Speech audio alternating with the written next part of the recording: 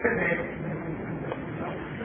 لوگوں تک یہ بات پہنچ چکی ہے کہ آج کے مقرر فضیلت الشیخ جلال الدین قاسمی حفظہ اللہ ہیں، جو آیت الکرسی کی تفسیر آپ کے سامنے پیش کریں گے۔ اس سے پہلے کہ میں شیخ کو یہاں آنے کے لیے دعوت دوں، شیخ کا تعارف کرانا مناسب سمجھوں گا۔ آپ کا نام جلال الدین قاسمی ہے، ہندوستان کے صوبہ اتر پردیش ضلع بستی سے آپ کا تعلق ہے، اور آج کل مہاراشٹر کے ایک گاؤں جس کا نام ہے مالے گاؤں، وہاں پر آپ قیام پذیر ہیں، داعی کی حیثیت سے کام کر رہے ہیں۔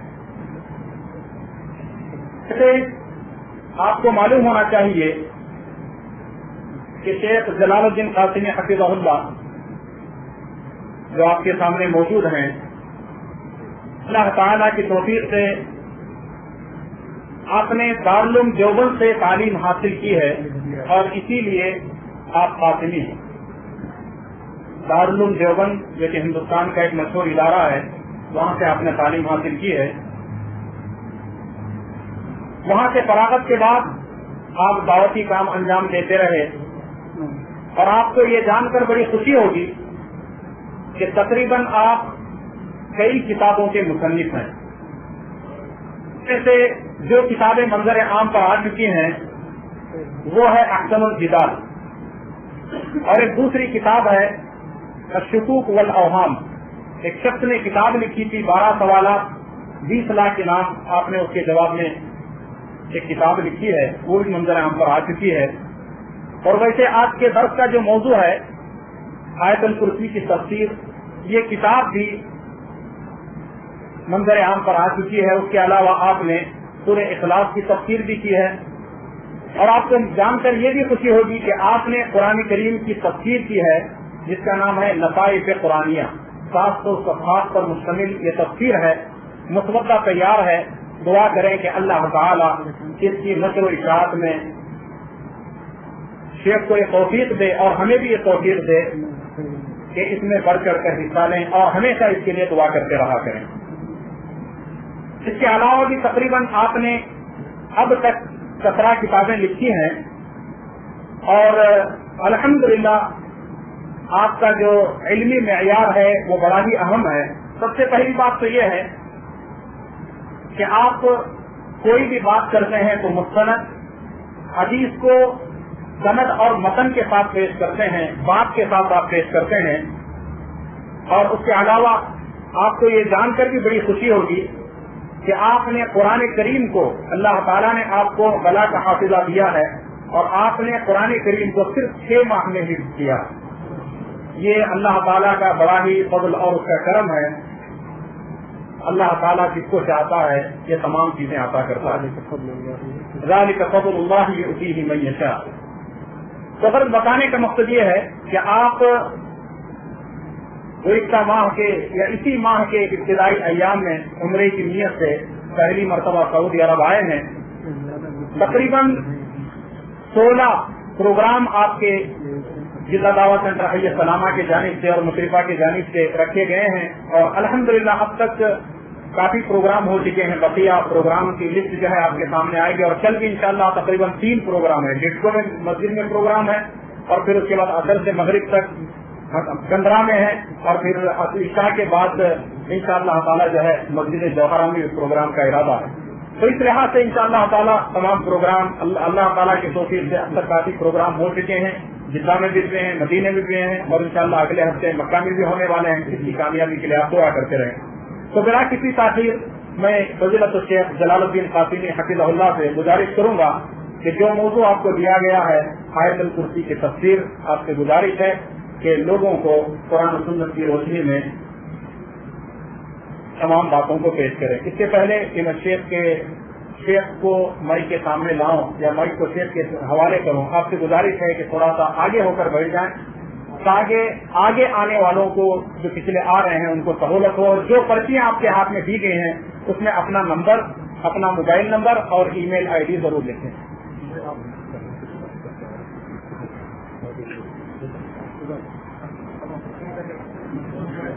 گزارش ہے کہ اپنا موبائل یا تو بند کر لیں یا سائلنٹ میں رکھیں. اقرأ القرآن فاستمعوا له وانصتوا لعلكم ترحمون. قرآن کریم کی جب تلاوت ہو رہی ہو تو سکوت کا اختیار کرنا ضروری ہے تاکہ اللہ تعالیٰ کی رحمت ہم پہ نازل ہو. ورنہ لوگوں کو دیکھا جاتا ہے کہ ادھر درس ہو رہا ہے, قرآن کریم کی آیت پڑھی جا رہی ہے, جناب ادھر گانا بج رہا ہے. یہ اچھی بات نہیں ہے. اور خواتین سے گزارش ہے کہ وہ صفائی کا خاص خیال رکھیں, بچوں کو شرارت کرنے نہ دیں اور گندگی نہ کریں, اس لیے کہ صبح میں جو ہے خواتین کے وہاں پر کلاسز چلنے والے ہیں. فلیتفضل مشکورا ماجورا فضیلۃ الشیخ جلال الدین قاسمی حفظہ اللہ. السلام علیکم و رحمۃ اللہ وبرکاتہ.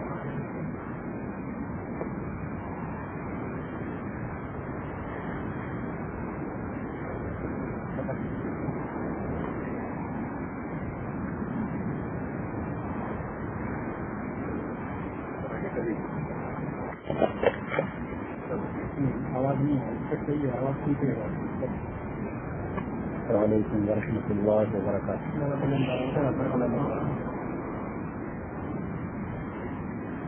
الحمد للہ نحمده ونستعینه ونستغفره. اعوذ باللہ من شرور انفسنا ومن سیئات اعمالنا. من يهده الله فلا مضل له ومن يضلل فلا هادي له. واشهد ان لا اله الا الله وحده لا شريك له. أشهد أن محمدا عبده ورسوله. أعوذ بالله من الشيطان الرجيم. يا أيها الذين آمنوا اتقوا الله حق تقاته ولا تموتن إلا وأنتم مسلمون.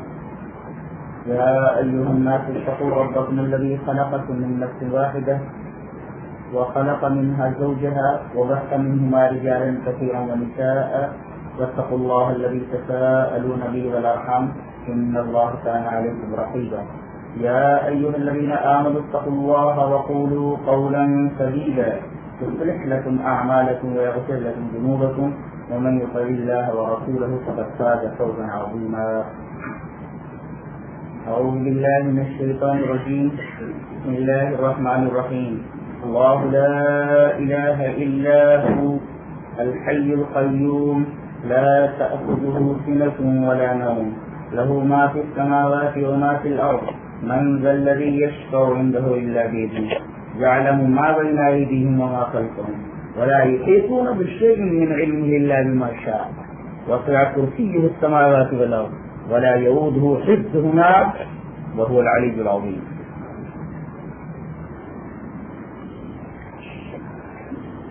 علماء کرام، کرم بزرگوں، نوجوان بھائیوں، پیارے بچوں، سرگنشین ماں اور بہنیں،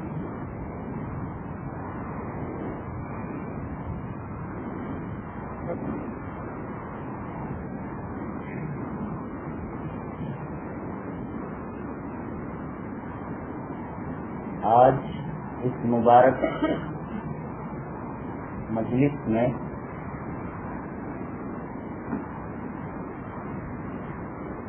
مجھے حکم دیا گیا ہے کہ آیت الکرسی کی تفسیر آپ کے سامنے پیش کروں.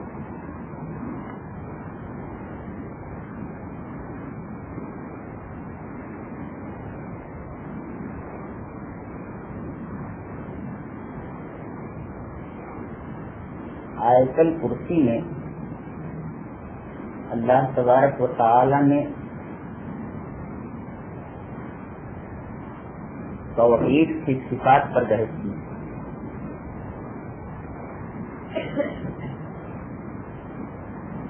شخص یہ جانتا ہے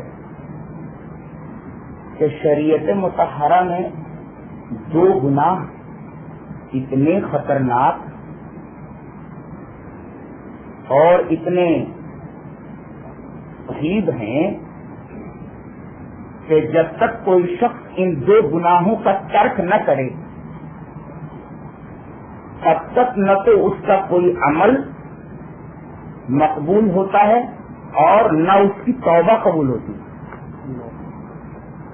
تم نے تو پھر سے ریپیٹ کر رہا ہوں، شریعت مطہرہ میں 2 گناہ اتنے خطرناک ہیں کہ جب تک کوئی شخص ان 2 گناہوں کا ترک نہ کرے تب تک نہ تو اس کا کوئی عمل مقبول ہوتا ہے اور نہ تو اس کی کوئی توبہ ہی قبول ہوتی ہے۔ وہ 2 گناہ کون سے ہیں؟ ایک ہے شرک اور دوسرے بدعت۔ ایک عجیب نقطہ آپ کے سامنے میں پیش کروں کہ ان دونوں کو شریعت مطہرہ میں ضلالت کہا گیا ہے، شرک کو بھی ضلالت کہا گیا ہے اور بدعت کو بھی ضلالت کہا گیا ہے۔ یعنی حکیم نے شرک کو ضلال بعید کہا گیا اور حدیث میں بدعت کو ضلالت کہا گیا۔ پہلے وہ آیت پڑھ لیتا ہوں۔ اللہ ارشاد فرماتے ہیں ان اللہ لا یغفر ان یشرک به ویغفر ما دون ذلک لمن یشاء ومن یشرک باللہ فقد ضل ضلالا بعیدا۔ بے شک اللہ شرک کرنے والے کو کبھی بخشے گا نہیں، اس کے علاوہ کسی بھی گناہ کے مرتکب کو بخش سکتا ہے، اور جو اللہ کے ساتھ شرک کرتا ہے وہ دور کی گمراہی میں جا پڑتا ہے، ضلال بعید میں جا پڑتا ہے۔ کہ ضلالت کیا ہے اور بعید کیا ہے، پہلے اس کا مطلب سمجھ لیتے ہیں۔ ضلالت کہتے ہیں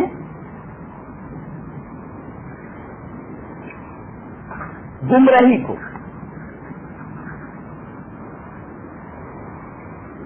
گمراہی کا مطلب کیا ہے؟ ایک آدمی اپنی منزل مقصود پر پہنچنا چاہتا ہے، منزل مقصود کی طرف جو جانے والا راستہ ہے اس سے بھٹک کر کسی اور راستے پر چلنے لگے، اس کو کہتے ہیں ضلالت، گمراہ، راہ کو گم کر دینے والا۔ جہاں وہ پہنچنا چاہ رہا ہے اس کی جو ڈیسٹینیشن ہے، اس کی جو منزل ہے، اس کا جو منزل مقصود ہے، اس طرف جانے والا جو راستہ ہے اس راستے سے ہٹ کر کے کسی دوسرے راستے پر چلنے لگتا ہے، ایسے آدمی کو کہتے ہیں گمراہ، اس نے منزل کی طرف جانے والا راستہ گم کر دیا۔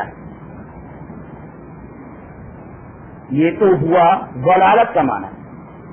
قرآن حکیم نے ٹھیک ہے شرک کو ضلالت کہا، یہ تو بات سمجھ میں آتی ہے، بعید لا کر کے کیا بتانا چاہ رہا ہے؟ پیاری بات کہنا چاہ رہا ہے قرآن حکیم،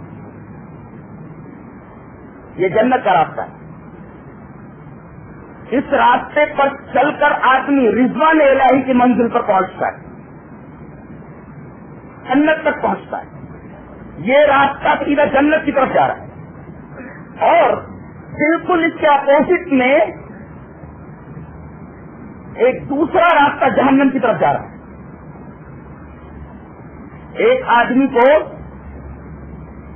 مدینہ جانا ہے، مدینہ کا ایک روٹ ہے،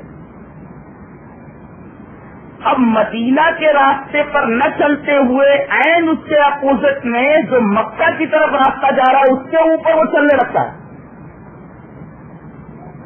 ہر عقل مند کہے گا کہ یہ آدمی گمراہ ہو گیا ہے، راستہ بھٹک گیا ہے، اس لیے کہ اس کی جو منزل ہے مدینہ ہے، تو وہ مدینہ کے راستے پر نہ چل کر تو مکہ کے راستے پر جا رہا ہے، اپنا راستہ گم کر دیا۔ بعید کیا ہے؟ جتنے قدم وہ مکہ کے راستے پر رکھے گا اتنا ہی وہ اپنی حقیقی منزل مقصود یعنی مدینہ سے دور ہوتا چلا جائے گا۔ جتنے قدم وہ اس راستے پر رکھے گا اتنا ہی وہ اپنی منزل مقصود سے دور ہوتا چلا جائے گا۔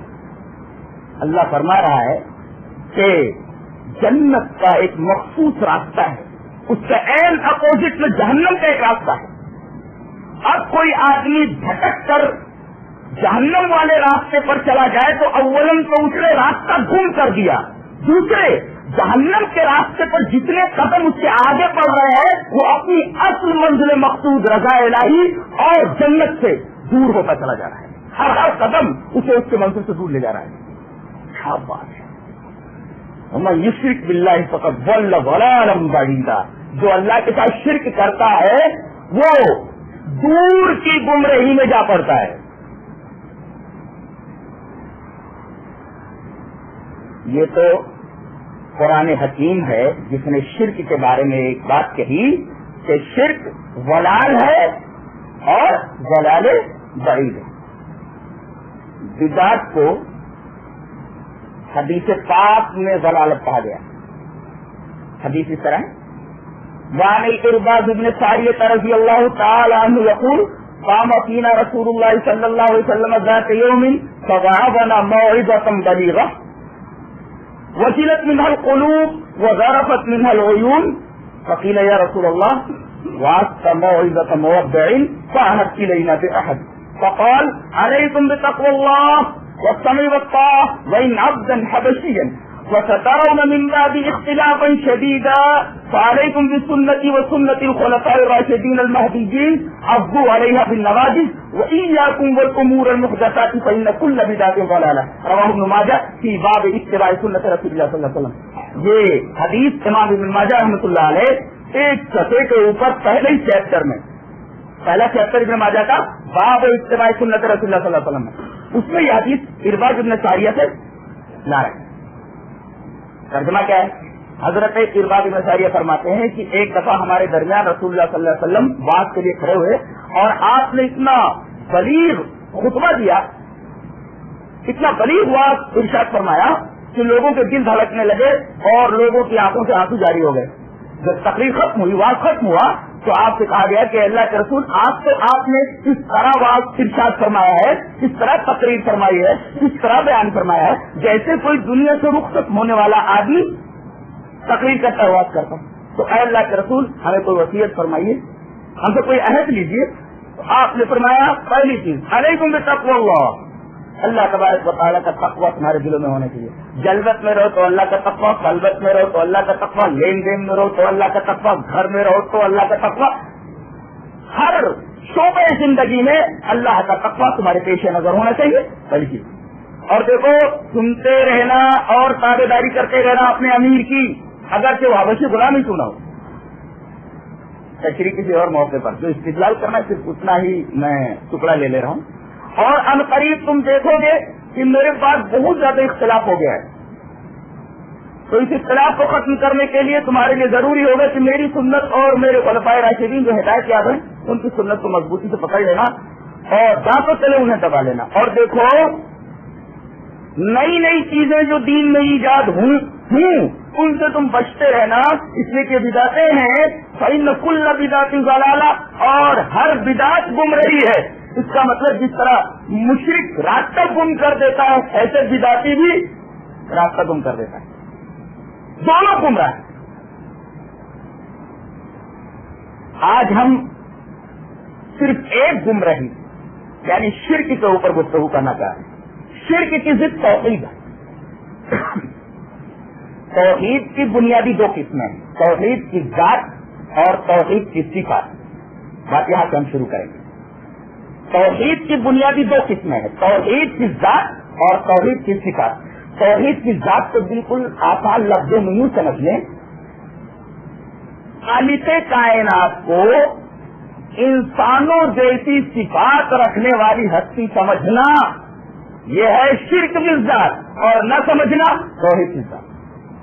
ایک دفعہ پھر سے بولتا ہوں, خالق کائنات کو انسانوں جیسی صفات رکھنے والی ہستی سمجھنا یہ شرک بالذات ہے, نہ سمجھنا توحید کی ذات.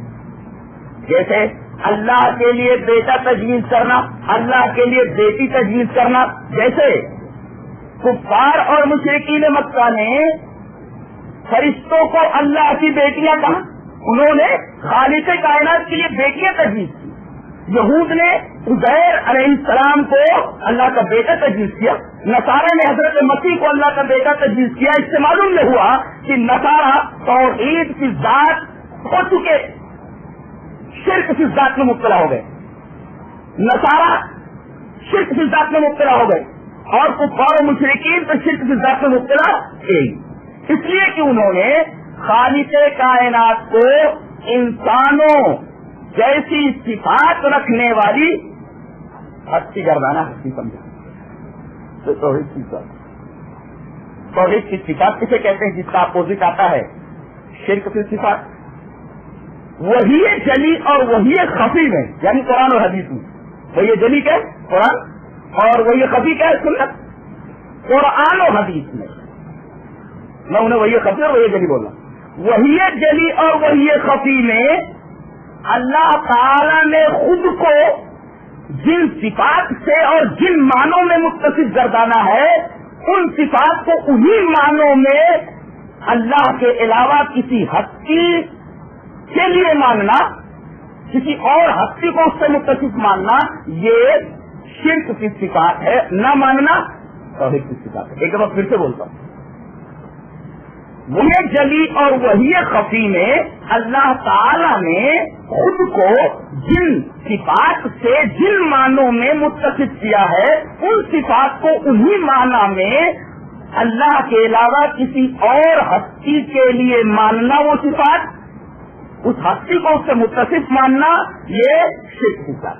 مثلا اللہ تبارک و تعالی سمیع ہے، اللہ تبارک و تعالی بصیر ہے، اللہ تبارک و تعالی عالم الغیب والشہادہ ہے، اللہ کے علاوہ کوئی غیر نہیں جانتا۔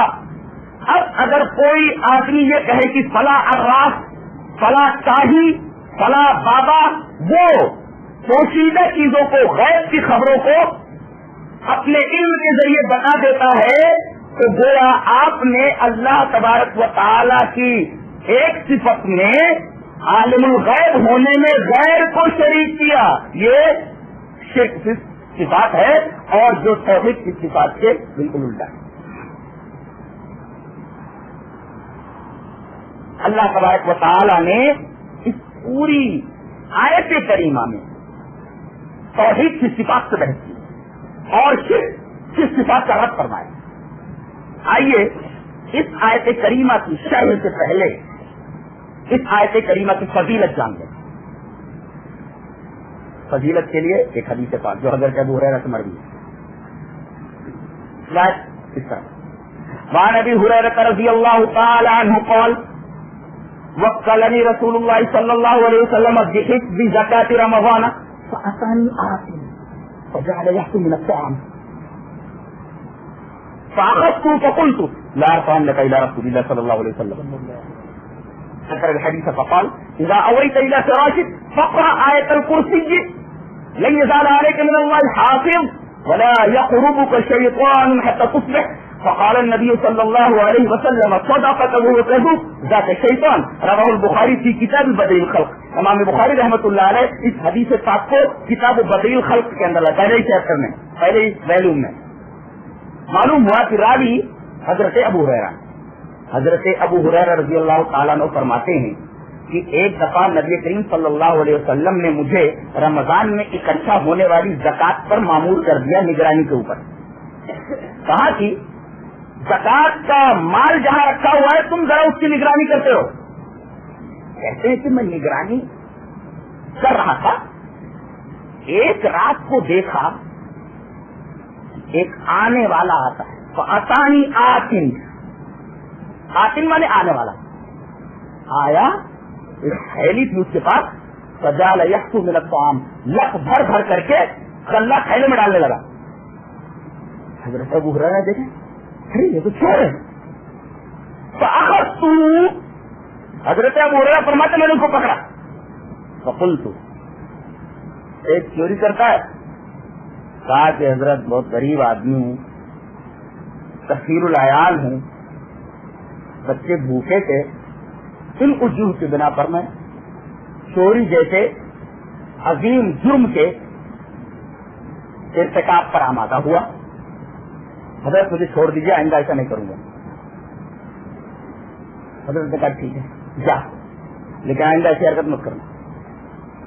دوسرے دن دیکھ رہے پھر آ رہا ہے، ہری تو وہی ہے، تو چلے حکومت تو آپ لگا لگ بھر بھر کر کے لے کر کے تھیلی میں ڈالے، پکا, ارے کل بولا تھا نا تو نہیں آئے گا, اور کل میں نے چھوڑ دیا تھا, بیٹا آج چھوڑنے والا نہیں تیرے کو.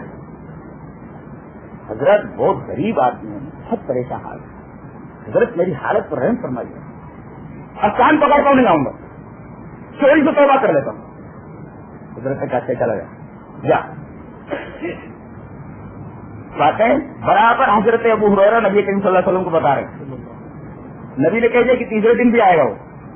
اور عجیب بات تو یہ کہ حضرت نے دیکھا کہ تیسرے دن بھی آیا ہو, پچانے 100 منٹ پاس لگا لگ بھر بھر کر کے گلے میں سے لے کر کے تھیلی میں ڈالنے. حضرت نے تیسری مرتبہ پکڑ کر کے فرمایا, بیٹا آج تو تیرے کو میں کسی بھی قیمت پر ایٹ اینی کاسٹ چھوڑنے والا نہیں. لار پال نے کہی لا رسول اللہ صلی اللہ علیہ وسلم, آج تو ضرور بھی ضرور, لام تاکید بانون تاکید کا صحیح ہے, لار پال نے کہا لا رسول اللہ صلی اللہ علیہ وسلم, آج میں تیرے کو نبی کریم صلی اللہ علیہ وسلم کے پاس لے کر ہی جاؤں گا, چھوڑنے والا نہیں. شیطان بہت صحیح. تیسری مرتبہ صاف بچ نکلا, کہا کہ حضرت دین کی اگر کوئی ایک اہم بات بتا دوں تو کیا آپ مجھے چھوڑ دیں گے؟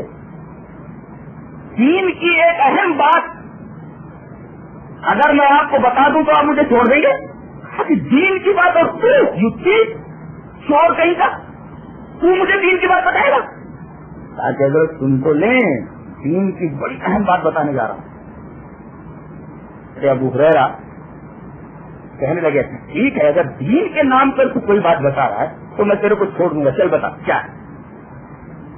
کہنے لگا اذا اولت الى فراشک, جب رات کو آپ اپنے بستر پر آئیں تو فقرا آیت الکرسی, تو آیت الکرسی پڑھ کر سو جائے.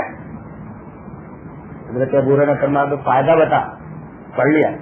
فائدہ کیا ہے؟ تاکہ حضرت دو فائدے. پہلا فائدہ لن یزال علیک من اللہ حافظ, اللہ کی طرف سے تیرے لیے ایک حفاظت کرنے والا مسلسل متعین کر دیا جائے گا. لن یزال استمرار کے لیے آتا ہے, برابر تیری حفاظت کرے گا. ایک فائدہ تو یہ, اور دوسرے ولا یقربک الشیطان حتی تصبح, اور صبح تک تیرے قریب کوئی شیطان نہیں آئے گا. یہ دو فائدے. کہا کہ اچھا بیٹا چلا جا, بھاگ جاؤ. اب یہ نبی کریم صلی اللہ علیہ وسلم کے پاس آئے, کہا کہ اللہ کے رسول آج تیسرے دن بھی جیسا کہ آپ نے فرمایا تھا آیا تھا وہ, اور اس چور کو میں نے پکڑ لیا تھا, لیکن ایک دین کی بات کا حوالہ دے کر کے اس نے ایک دین کی بات بتائی ہے. حضرت اس وجہ سے میں نے اس کو چھوڑ دیا. کیا ہے؟ کہا کہ آیت الکرسی کی فضیلت بتائیے. کیا یہ فضیلت صحیح؟ نبی کریم صلی اللہ علیہ وسلم نے کہا اس نے تم سے بالکل سچ کہا, حالانکہ وہ بہت جھوٹا ہے. اور وہ انسان نہیں تھا, ذات شیطان, وہ شیطان تھا. حدیث سے پہلا مسئلہ تو یہ معلوم ہوا کہ شیطان انسانی شکل میں آ سکتا ہے. جی, نبیوں کے علاوہ کسی بھی شکل کو اختیار کر سکتا ہے, اس لیے کہ یہ انسانی شکل میں آیا. اور دوسرا مسئلہ یہ معلوم ہوا کہ شیطان چوری بھی کرتا ہے انسانوں کے گھروں. اب شیطانی آلات گھر میں لگائے رہیں گے تو شیاطین جب وہاں بسیرا کر لیں گے, جب گھر کی برکتیں ختم ہونے لگیں گی تو بابا کو لگ جاتے. بابا کہتے دھونی دو. اگر دھونی سے کیا ہوگا؟ اگر بچی سلگا, لوبان سلگا, مین جو بیماری ہے وہ تو گھر کے اندر موجود ہے. یہ لوبان اور دھونی دینے سے کیا ہونے والا ہے؟ بابا بولتے دھونی دو. اور یہاں شیطانوں نے گھر میں بسیرا کر رکھا ہے جو برابر چوری کر رہے ہیں اور گھر سے برکت اٹھ رہی ہے. پہلا مسئلہ یہ معلوم ہے کہ شیطان انسانی شکل میں آ سکتا ہے, سورہ انفال میں اس کا ثبوت ہے آیت قرآن میں. دوسرے, شیطان چوری بھی کر سکتا ہے جو بے برکتی کا سبب ہے گھر کے. تیسرے, آیت الکرسی کی فضیلت یہ ہے کہ اللہ کی طرف سے ایک حفاظت کرنے والا اس کے اوپر مقرر کر دیا جائے گا جو برابر اس کی حفاظت کرے گا. اور دوسرے, پڑھ کر کے اگر کوئی سامنے سو جائے تو صبح تک اس کے پاس کوئی شیطان نہیں آئے. آیت الکرسی کی فضیلت معلوم ہوئی. چوتھے, چور بھی اگر دین کی بات بتا رہا ہے, فاسق اور تاجر آدمی بھی دین کی بات بتا رہا ہے تو دین کی بات سننی چاہیے. بڑے بڑے علماء ہیں بیچارے ہیں, جو ابو ہریرہ سے زیادہ قابل ہے، ابو ہریرہ سے زیادہ دین سمجھتے ہیں، یہ ابو ہریرہ سے زیادہ دین سمجھتے ہیں. ابو ہریرہ فاسق سے دین کی بات لے رہے ہیں، چور سے. اصل میں کیا ہے، ساری ڈگریاں ہیں ان کے پاس بیچاروں سے. کچھ لوگوں کے پاس ساری ڈگریاں ہیں، علم نہیں ان کو، اور ہے تو حدیث سے گہرا علم نہیں، نہ قرآن سے گہرا علم، سطحی علم نہیں. ان کے نام پہ اگر کوئی فاسق بات کہہ رہا ہے تو آپ سن لیجیے. پانچواں مسئلہ، چاہے کوئی امام کہے، چاہے کوئی دانشور کہے، چاہے کوئی مولوی کہے، چاہے کوئی بڑے سے بڑا آدمی دین کی بات کہے، اس وقت تک اس کو تسلیم نہ کیجیے، اس پر عمل نہ کیجیے جب تک کہ بارگاہ نبوی سے اس کا کنفرمیشن نہ کرا لے. آیت الکرسی کی تفسیر بیان کی چور نے، اس کو فوراً انہوں نے تسلیم نہیں کیا. نبی کریم صلی اللہ علیہ وسلم کی بارگاہ میں گئے اور فرمایا کہ شیطان نے آیت الکرسی کی تفسیر بیان کی ہے اور یہ اس کی فضیلت بیان کی کہ اللہ کے رسول آپ بتائیے کہ یہ فضیلت صحیح ہے. آپ نے فرمایا صحیح ہے. جب تک قرآن اور حدیث سے کسی بات کا کنفرمیشن نہ ہو جائے تب تک عمل نہ کیا جائے، چاہے کوئی امام بول دے، چاہے کوئی مولوی بول دے، چاہے دنیا کا کوئی بڑے سے بڑا دانشور بول دے. اماموں کی ضرورت ہے، کسی پیر کی ضرورت ہے، مرشد کی ضرورت ہے نہیں. اس لیے کہ کوئی بھی بات دین کی کوئی کہے، ملا کہے، مرشد کہے، پیر کہے، امام کہے، تو اس کو قرآن اور حدیث کے معیار کے اوپر پیش کرو. وہاں سے اگر اوکے ہو جائے ایکسپٹ، اور اگر اوکے نہ ہو، ریجیکٹ کر دیا جائے تو ریجیکٹنگ ایک دم کو اڑا کر، اس کی کوئی اہمیت نہیں. اور آخری بات یہ معلوم ہوئی کہ اگر نبی کریم صلی اللہ علیہ وسلم شیطان کی بات کی تصدیق کرتے تو شیطان کی بات حدیث بن جاتی ہے. یہ ہے نبی کریم صلی اللہ علیہ وسلم کا مقام رسالت معلوم ہوا کہ نبی اگر شیطان کی بات کی تصدیق کرتے تو شیطان کی بات حدیث بن جاتی ہے. اور کوئی بڑے سے بڑا امام کوئی بات کہے اور نبی نے جو میزان پیش کیا قرآن حدیث کے میزان کے اوپر وہ سے ریجیکٹ ہو جائے تو وہ مسئلہ پوری کی ٹوکری میں پھیر دیے جانے کے قابل ہے. حدیث کو دور کیا. استدلال یہ کرنا تھا کہ آیت الکرسی کی فضیلت یہ ہے، شیطان نے بتائی اور نبی کریم صلی اللہ علیہ وسلم نے اس کی تفسیر فرمائی. دوسری فضیلت، حدیث حضرت ابی بن کعب سے مشہور قاری قرآن، بہت اچھا قرآن پڑھتے. روایت اس طرح، عن ابی بن کعب رضی اللہ تعالی عنہ قال قال رسول اللہ صلی اللہ علیہ وسلم ابا المنذر اتدری ای آیات من کتاب اللہ معک اعظم قال قلت اللہ ورسولہ اعلم. اتدری ای آیات من کتاب اللہ معک اعظم قال قلت اللہ لا الہ الا هو الحی القیوم الى آخره. قال فضرب على صدري وقال ليهنك العلم ابا المنذر. رواه مسلم کی کتاب فضائل القرآن. امام مسلم اس حدیث پاک کو ایسے ہی کتاب فضائل القرآن لائے. مسلم فضائل القرآن میں حدیث ایسے موجود ہے حضرت ابی بن کعب سے. حضرت ابی بن کعب رضی اللہ تعالیٰ عنہ فرماتے ہیں کہ رسول اللہ صلی اللہ علیہ وسلم نے ایک دفعہ مجھ سے بڑے پیار سے کہا ابو المنذر. لوگوں نے کہا جی ہاں. کہا کہ ایک سوال پوچھو بتاؤ گے؟ اللہ کرتے کہ بولو اللہ کی کتاب میں سب سے عظیم آیتیں کون سی؟ آیتیں ورسز. حضرت ابی بن کعب فرما رہے میں نے کہہ دیا اللہ ورسولہ اعلم، اللہ اور اس کے رسول زیادہ جانتے، مجھے علم نہیں. رسول صلی اللہ علیہ وسلم نے فرمایا اچھا ایک سوال اور پوچھتا ہوں، ایو آیت من کتاب اللہ معک اعظم. آیات کو چھوڑو، ورس بتاؤ. قرآن حکیم میں سب سے عظیم ورس، سب سے عظیم آیت کون سی ہے؟ ایک تو حضرت ابی بن کعب فرما رہے کہ میں نے فوراً بول دیا کہ اللہ کے رسول وہ آیت الکرسی. اللہ خدا آئے گا.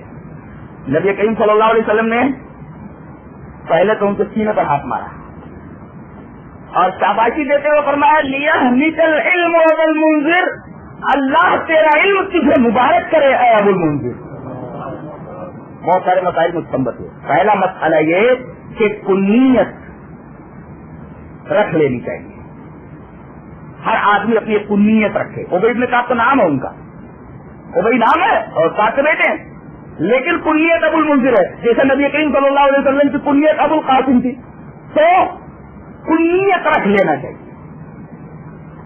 دوسرا مسئلہ یہ معلوم ہوا کہ آدمی جب شاباشی دے تو پیٹھ پر ہاتھ نہ مارے، یہ انگریزوں کا طریقہ ہے۔ شاباشی دے کسی لڑکے کو تو سینے پر ہاتھ مارے،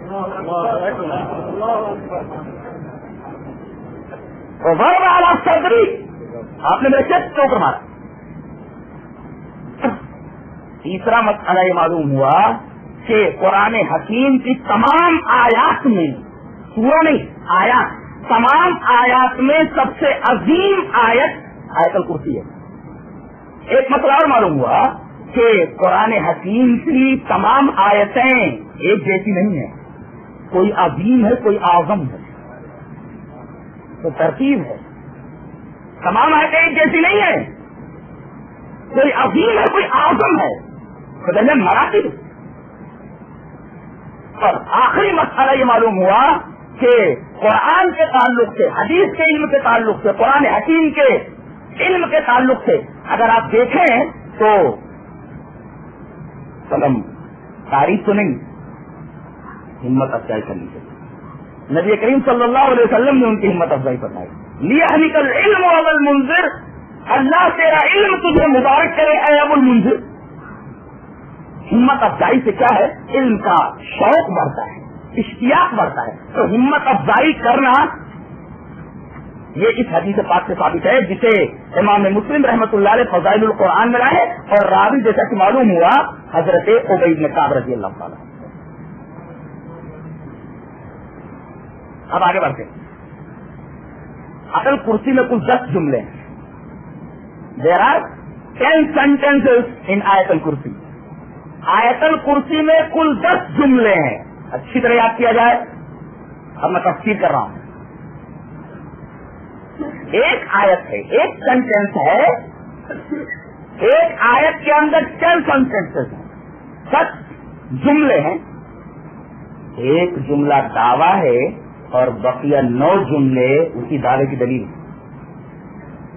جیسے بولو، اس آیت کریمہ میں کل 10 جملے ہیں، 10 sentences ہیں۔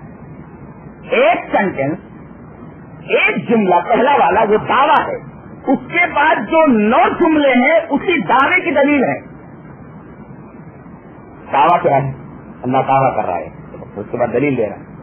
تو یہ پتا چلا کہ اللہ کوئی دعویٰ کرتا ہے، کوئی بات بولتا ہے تو ڈنڈے کے زور سے نہیں منواتا، دلیل دیتا ہے، یہ دلیل ہے۔ بغیر دلیل کے میں کوئی بات نہیں بولتا، ہر بات دلیل کی روشنی ہے۔ دعویٰ دیکھیے، جملہ دعویٰ، 9 جملے کی دلیل۔ دعویٰ کیا ہے؟ اللہ لا الہ الا ہو، اللہ کے علاوہ کوئی معبود نہیں ہے، یہ دعویٰ ہے۔ پہلی دلیل لی جا رہی ہے الحی، اس لیے کہ وہ زندہ ہے۔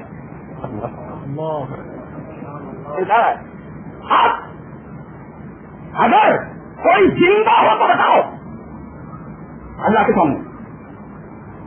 سوال یہ ہے کہ ہم بھی تو زندہ ہیں، ہم بھی تو زندہ ہیں۔ وہی میں نے کہا کہ اللہ تبارک و تعالی کی حیات دائمہ ہے، الحیات لہ الحیات الدائمہ والبقاء الذی لا اول لہ ولا آخر۔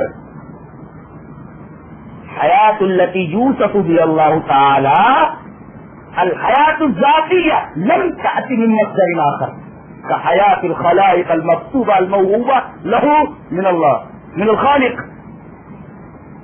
وجہ كذلك لہ الحیات الازلیہ والابدیہ لا تبدأ من مصدر ولا تنتہی الى نہایہ۔ یہ ہے حیات کی تفسیر۔ اس کی حیات دائمی. اس کے علاوہ بابا کی زندگی دیکھیے, مرشد کی زندگی دیکھیے, پیر کی زندگی دیکھیے, امام کی زندگی دیکھیے, نبی کی زندگی دیکھ ڈالیے. پہلے مردہ تھا کہ نہیں, پہلے موت کے عالم میں تھا وہ. یہ میں نہیں بول رہا, قرآن حکیم بولتا ہے یہ موت کے عالم میں سے پہلے. اللہ فرماتا ہے کیف تذکرون باللہ وکنتم امواتا, اللہ تک تم کیسے انکار کرتے ہو, تم تو موت سے ہم کنار تھے. کیف تذکرون باللہ وکنتم امواتا ثم یحییکم ثم یمیتکم, اللہ ہوگا پہلے بھی تم مردہ تھے اور بعد میں بھی تم مردہ ہو جاؤ گے. تو جس کی ابتدا موت, جس کی انتہا موت, حیات دائمہ کہاں ہے اس کے پاس؟ حیات دائمہ سے متصف صرف اور صرف اللہ تبارک و تعالیٰ کی ذات ہے. بابا زندہ نہیں. اچھا ٹھیک ہے, بفر سے محال زندہ مان لیتے تھوڑی دیر کے لیے, چھپ گئے ہیں کہ نہیں, مگر چھپ گئے ہیں. چھپنے والا بھی معبود نہیں. دلیل اس طرح ہے. فلما رأى القمر بازغا فلما جن عليه الليل رأى كوكبا قال هذا ربي فلما أفل قال لا أحب الآفلين. فلما رأى القمر بازغا قال هذا ربي فلما أفل قال لئن لم يهدني ربي لأكونن من القوم الضالين. فلما رأى الشمس بازغة قال هذا ربي هذا أكبر. فلما أفلت قال يا قوم إني بريء مما تشركون إني وجهت وجهي للذي فطر السماوات والأرض حنيفا وما أنا من المشركين. جب رات چھا گئی تو ستاروں کو دیکھا. اس ستارے کو دیکھنے کے بعد کہہ رہے ہیں هذا ربی, یہ میرا رب. فلما أفل, جب وہ نظروں سے اوجھل ہو گیا, لا أحب الآفلين. یہ امام الموحدین بول رہا ہے کہ میں چھپنے والے کو معبود نہیں مانتا. جو چھپ گیا نگاہوں سے اوجھل ہو گیا, حالانکہ تارا کہیں ہے لیکن نگاہوں سے اوجھل ہے. تارا کہیں ہے لیکن نگاہوں سے اوجھل ہے. آگے بڑھیے. فلما رأى القمر بازغا قال هذا ربي فلما أفل قال لئن لم يهدني ربي لأكونن من القوم الضالين. چاند کو دیکھا تھا یہ میرا رب ہے. جب وہ ڈوب گیا وہ بھی کہیں ہے لیکن کہہ رہے یہ معبود نہیں ہو سکتا تو نظروں سے اوجھل ہو جائے, یہاں سے وہاں چلا جائے تو وہ معبود نہیں ہو سکتا. فلما رأى الشمس بازغة قال هذا ربي هذا أكبر. بڑا تھا نا, کہنے لگے میرا رب ہے, میرا سب سے بڑا رب ہے. لیکن اس کے ڈوبنے کے بعد فرمایا قال یا قوم انی بریء مما تشركون, میں ڈوبنے والوں کو خدا تسلیم نہیں کرتا, میں ڈوبنے والوں کو معبود نہیں مانتا. یہ شبہ بھی ختم ہو گیا کہ کہیں موجود بھی ہے کسی حال میں نظروں سے اوجھل ہو جائے تو امام الموحدین کی زبان سے قرآن نے کہلوایا کہ وہ بھی عبادت کے قابل نہیں ہے. ڈوبنے والا بھی پھر ڈوب گیا, وہ نظر آ رہا تھا چلا گیا. بابا پہلے تھے, مرشد صاحب پہلے تھے, امام صاحب پہلے تھے, نبی صاحب پہلے تھے. ان سب کے چلے جانے کے بعد آپ اس کو کیا تسلیم کرتے ہیں؟ چلو موت میں تسلیم کرو تو پھول تو تسلیم کرتے ہو, گدھا بھی ہوگا تو مانے گا وہ پھول. ہاتھ میں تو تعبیر کر لو گے زندہ ہے, ٹھیک ہے زندہ ہے, اگر سے زندگی ہماری سمجھ میں نہیں آ رہی ہے, لیکن وہ پھول تو تسلیم کرتے ہو نا, چھوٹ جائے نا, پہلے تھے اب نہیں ہے. اب انہیں ڈھونڈو بھی تو نہیں ملے گی, نہیں لے وہ پھول کو الجھت مانے گا. اور امام الموحدین کی زبان سے اللہ تبارک و تعالیٰ نے کہلوا دیا کہ جو اصول سے متصف ہو وہ معبود نہیں ہو سکتا. اور اللہ تبارک و تعالیٰ زندہ ہے, الحی زندہ ہے. وہ تمہاری طرح نہیں, بابا کی طرح نہیں, پیر کی طرح نہیں, مرشد کی طرح نہیں, امام کی طرح نہیں, نبی کی طرح نہیں, دنیا کے سائنسدانوں کی طرح. پہلے مردہ سے بعد میں مر جائیں گے. ابتدائی موت اور انتقالی موت. تذکرون باللہ وکنتم امواتا فاحیاکم ثم یمیتکم ثم یحییکم. اللہ اکبر, کتنے مدارس سے آدمی گزر رہا ہے. یہ ہے عبادت کے قابل. اللہ فرما رہا ہے عبادت کے لیے وہی ہستی موضوع ہے، وہی ہستی عبادت کے لائق ہے جو حی ہو، زندہ. اچھا زندہ ہے، سوال پیدا ہوا کبھی مر جائے گا؟ چلو جائے سوال پیدا ہوا آگے القیوم سے اسی سوال کا جواب دیا جا رہا ہے اسی شبہ کا. القیوم نہیں قائم ہے، وہ قیومیت کی صفت کے ساتھ متصف ہے، ہمیشہ قائم، اور پوری دنیا اسی سے قائم. موت نہیں آئے گی، کبھی مر جائے گا ٹھیک ہے زندہ مان لیتے ہیں، کبھی مر جائے گا. القیوم سے اس کا جواب نہیں، ہمیشہ قائم رہنے والا. اسی وجہ سے القیوم جو ہے صفت مبالغہ ہے، مبالغے کی صفت نہیں ہے، قائم نہیں قیوم ہے، وہ ہمیشہ اپنی ذات سے قائم ہے، قائم بنفس سے ہی ہے وہ. اب سوال پیدا ہوا کہ کچھ کھا کر زندہ رہتا ہے؟ ہندوؤں کے دیوتا تو سومرس پی کے زندہ رہتے ہیں، کچھ کھا کے زندہ رہتا ہو اللہ. کائنات اسی کے دم سے قائم ہے، وہ قائم بنفس سے ہی ہے، اسے کھانے کی حاجت نہیں ہے. قیومیت تتضمن غناہ، قیومیت جو ہے یہ اس کے بنیادی کو متضمن ہے. بنیاد ہو جو خود اپنی ذات سے قائم ہو، اپنی ذات سے، وہ کچھ کھا کر کے زندہ کیوں رہے گا؟ اپنی ذات سے قائم ہے وہ. اگر یہ کہا جائے کچھ کھا کر زندہ رہتا ہے تو قیومیت شبلے میں پڑ جائے گی. زندہ ہے مان لیا، اچھا کیا مر جائے گا؟ نہیں، قیومیت کا جواب دیا. کچھ کھا کر زندہ رہتا ہے؟ نہیں، وہ قائم بنفس سے ہی ہے. اچھا اب ایک سوال پیدا ہوتا ہے، ٹھیک ہے چلو کسی سے نہیں مانگیں گے، کسی سے مانگیں گے. رات کی تنہائی میں، تاریکی میں کوئی بندہ کسی معبود کے سامنے ہاتھ پھیلا کر دعا مانگ رہا ہو تو کیا کوئی ایسا لمحہ ہے اس کے لیے سو رہا ہو اس کی بات نہ سنے؟ گھنٹہ بجانے کی ضرورت پڑے؟ لاتا ہوں اس سے نہ تو اس کا جواب دیا جا رہا ہے کہ نفس ملنا یہ غفلت کی علامت، اور اللہ غفلت کی ابتدا سے بھی پاک ہے اور غفلت کی انتہا سے. اسی وجہ سے سنا لا کر کے نوم لائے گئے. لا تاخذہ سینۃ ولا نوم، سینا کے بعد نوم، اس لیے کہ اونگ جو ہوتی ہے نا، اونگ یہ غفلت کی ابتدا ہے، اور سو جانا یہ غفلت کی انتہا ہے. اللہ سینا سے بھی پاک ہے اور نوم سے بھی پاک ہے، اس لیے کہ سینا اونگ غفلت کی ابتدا ہے اور نوم غفلت کی انتہا ہے. اللہ غفلت کی ابتدا سے بھی پاک ہے اور غفلت کی انتہا سے بھی پاک ہے. کوئی بندہ کہیں سے بھی پکارے، رات کی تاریکی سے پکارے تو سنتا ہے، دن کے اجالے سے پکارے تو سنتا ہے، دریا کی گہرائیوں میں سے پکارے تو بھی سنتا ہے، سے پکارے تو بھی سنتا ہے، ایوب کی طرف پکارے تو بھی سنتا ہے، یونس کی طرف پکارے تو بھی سنتا ہے، جناب محمد رسول اللہ صلی اللہ علیہ وسلم کی طرف پکارے. ایک وہ غفلت کی ابتدا اور غفلت کی انتہا سے پاک ہے. اسے نہ تو اونگ آتی ہے، اونگ جب آنے لگتی ہے نا تو سمجھو غفلت کی ابتدا ہوگی ہے، اور نوم سو گیا غفلت کی انتہا ہے. اللہ غفلت کی ابتدا سے بھی پاک اور غفلت کی انتہا سے بھی پاک. اچھا ٹھیک ہے، مانگ رہے ہیں آپ، دیکھ رہا ہے کہ بندہ جو مانگ رہا ہے اگر میں دے دوں تو اس کے حق میں ٹھیک نہیں، مسئلات کے خلاف ہے. اللہ تعالیٰ میں نہیں دے رہا، جو تو مانگ رہا ہے نا میں تو نہیں دے رہا. کیا کوئی بابا ہے؟ بابا ہے کوئی جو دباؤ ڈال کر کے پریشر ڈال کر کے اللہ سے منگوا لے کہ تو نہیں دے رہا ہے؟ دے. آدمی جو اولاد ہے، اولاد مانگ رہا ہے، اللہ سمجھ رہا ہے کہ اگر میں نے اولاد دے دیا تو گمراہ ہو جائے گا، اولاد اس کے لیے آزمائش بن جائے گی، ہے نا. منڈی ایڈ دی تھی حضرت خضری کی کبھی تفصیل کریں گے انشاءاللہ. بہت ساری باتیں ذہن میں آتی، کیا کیا بیان کریں.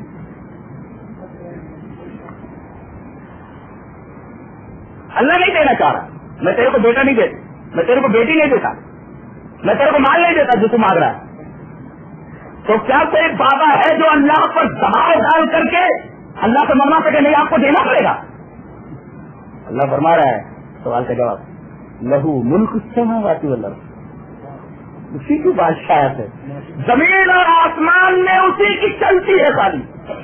لہو ملک السماوات والارض, بادشاہ لو ما فی السماوات وما فی الارض, زمین اور آسمانوں میں جو کچھ ہے وہ سب اسی کا ہے, اس کا بادشاہ ہے. اب جب اسی کا ہے کیا مطلب؟ اسی کا ہے یعنی وہ آقا ہے, سب اس کے غلام ہیں.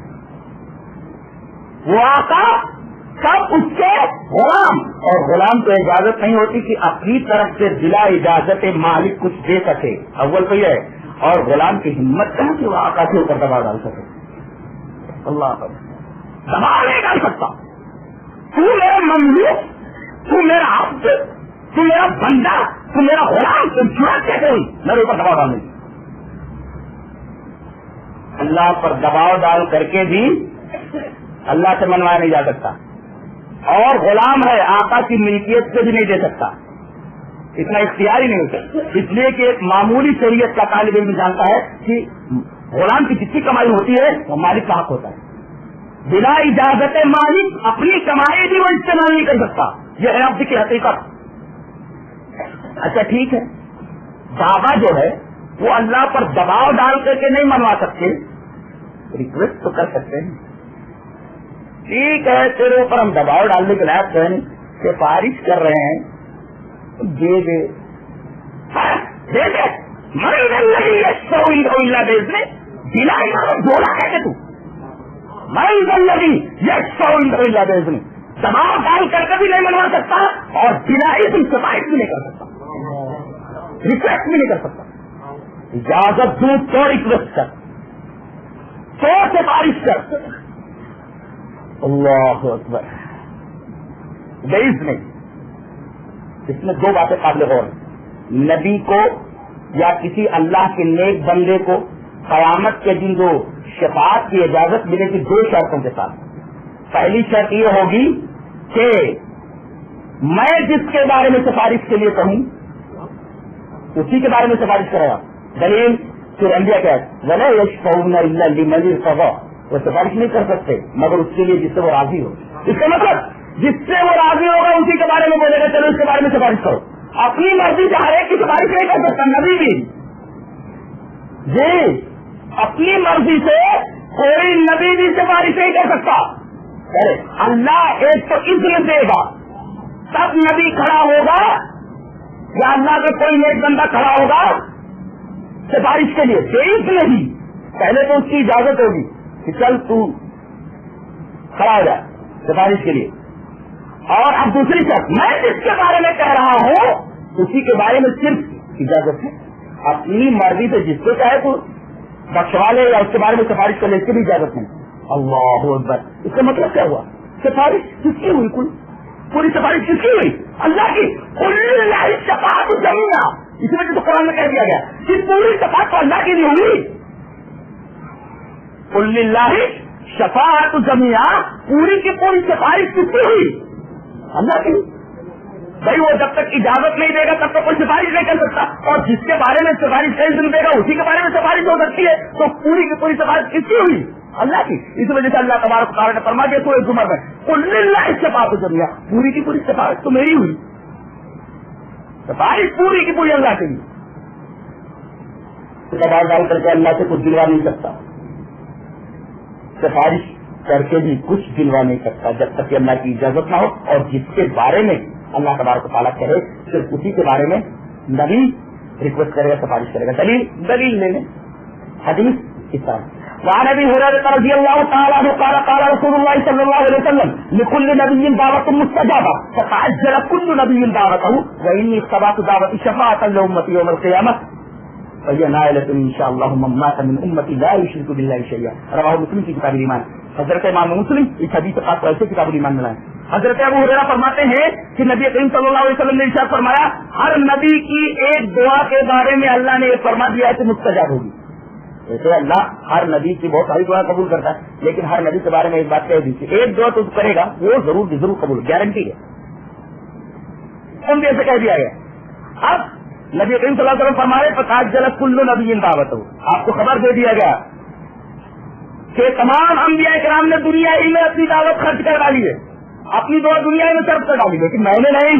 اللہ اکبر, میں نے اس دعا کو چھپا کر رکھا ہوا ہے. وہی اختبار تو دعوتی, میں نے اس دعا کو چھپا کر رکھا ہوا ہے کے لیے, شفاعتن, سفارش کے لیے. کس کے لیے؟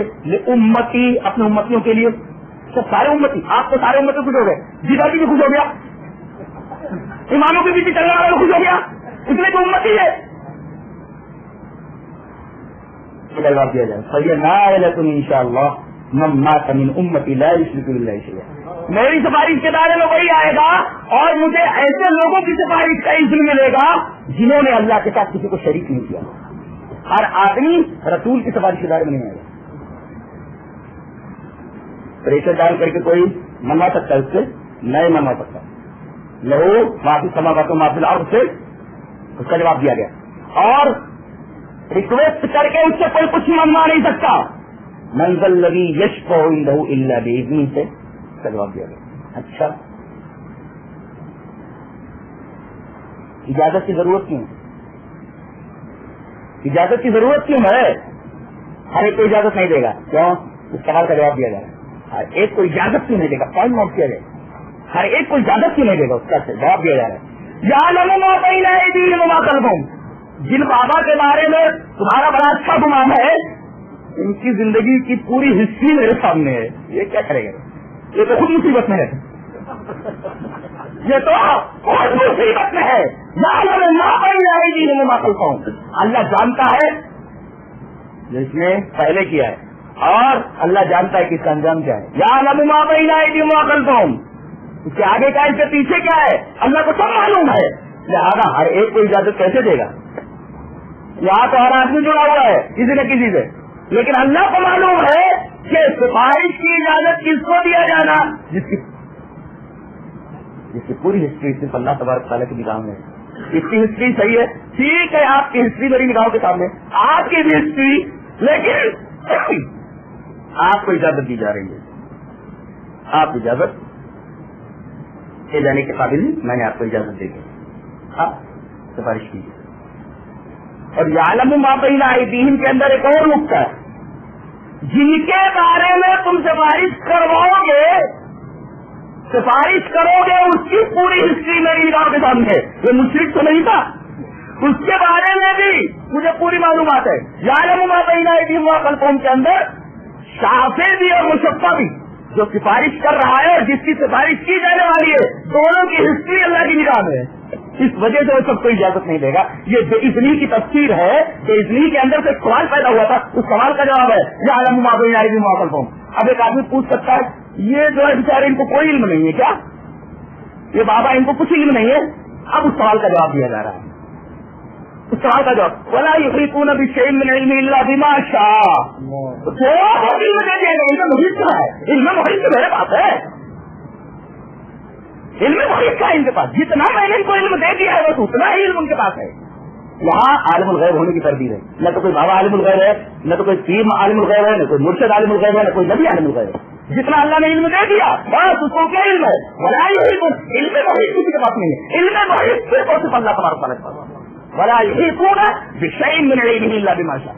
احاطہ کا لفظ ہے. ولا یحیطون, علم محیط صرف اللہ کے پاس. اچھا, دوسروں کے پاس جتنا دے دیا لے رکھا ہے آدمی, دے دیا جا. آپ بے نیازی ہے بولنے کے اللہ. اسی وجہ سے ایک دفعہ بڑی شان بے نیازی سے بولتا ہے. کون کہاں جاتا ہے مانگنے کے لیے؟ پانی کس سے مانگنا چاہیے؟ کہتے ہوئے سمندر, ہاتھیں مارتے ہوئے تلاسم خیز سمندر سے, نہ کہ خود کی جوہر سے.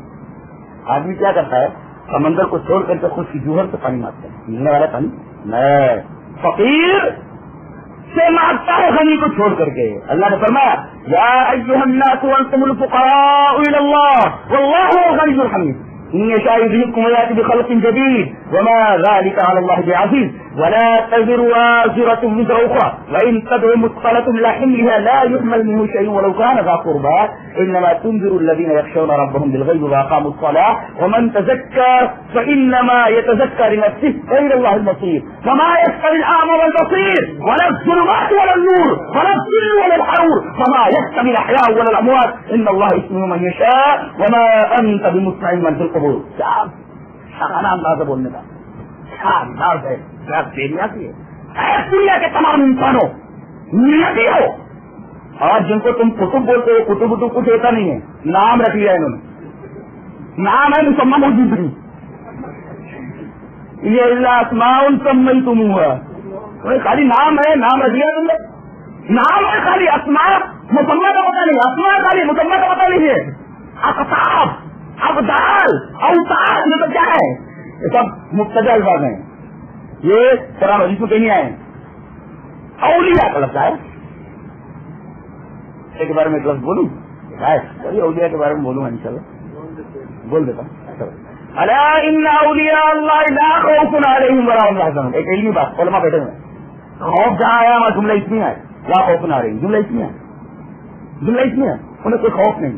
ولا هم يحزنون اور لا يحزنون وہ جملے کے لیے ہے، جملے کے لیے میں تجدد ہوتا ہے، اور جملے اس میں ہمیں استمرار ہوتا ہے. کیا مطلب؟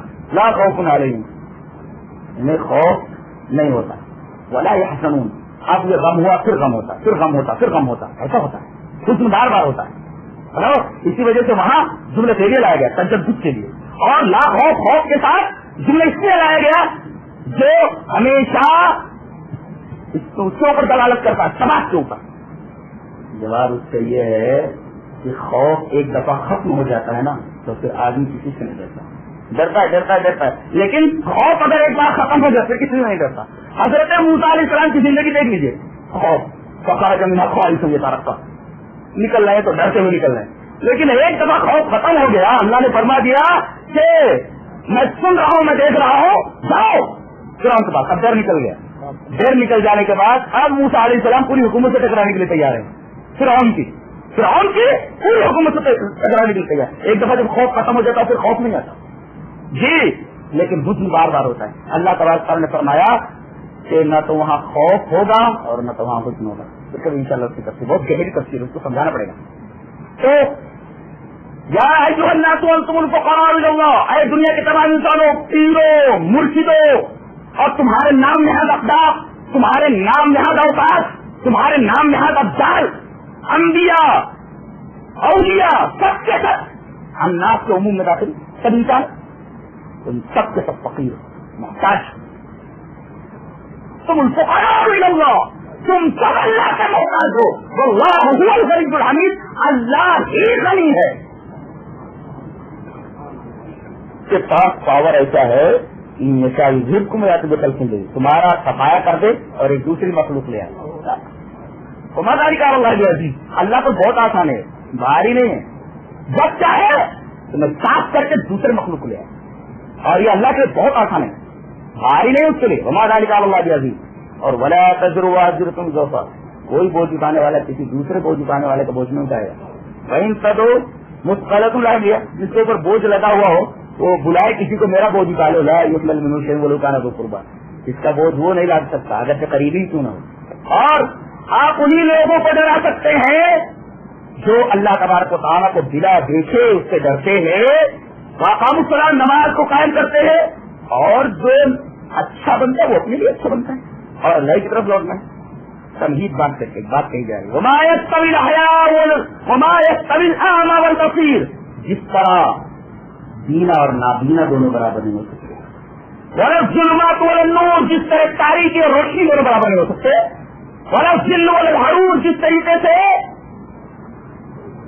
دھوپ اور چھاؤں برابر نہیں ہو سکتے. وما يستوي الأحياء والأموات، اسی طرح زندہ اور مردہ بھی برابر نہیں ہو سکتے. اللہ زندہ ہے، اس کے مقابلے میں کسی کی زندگی کا کوئی مطلب نہیں. حقیقی حیات سے کوئی مطلب، باقی سب سے سب محتاج. کہاں تک پہنچے ہم؟ الذي يشفع عنده الا باذنه يعلم ما بين ايديهم وما خلفهم ولا يحيطون بشيء من علمه الا بما شاء. کہاں تک پہنچے؟ ایک سوال پیدا ہوا، ٹھیک ہے تمام علم اسی کو، کوئی بھی چکا کائنات کا ایسا نہیں ہے جہاں بابا کی چلتی ہو، جہاں اپنی چلا لیتے ہو. لمحہ چلی کچھ لمحے میں بابا اپنی چلا لیتے ہوں. اور یہ میں بات ایسے ہی نہیں کہہ رہا ہوں، فکر میں ڈوبی ہوئی ہے.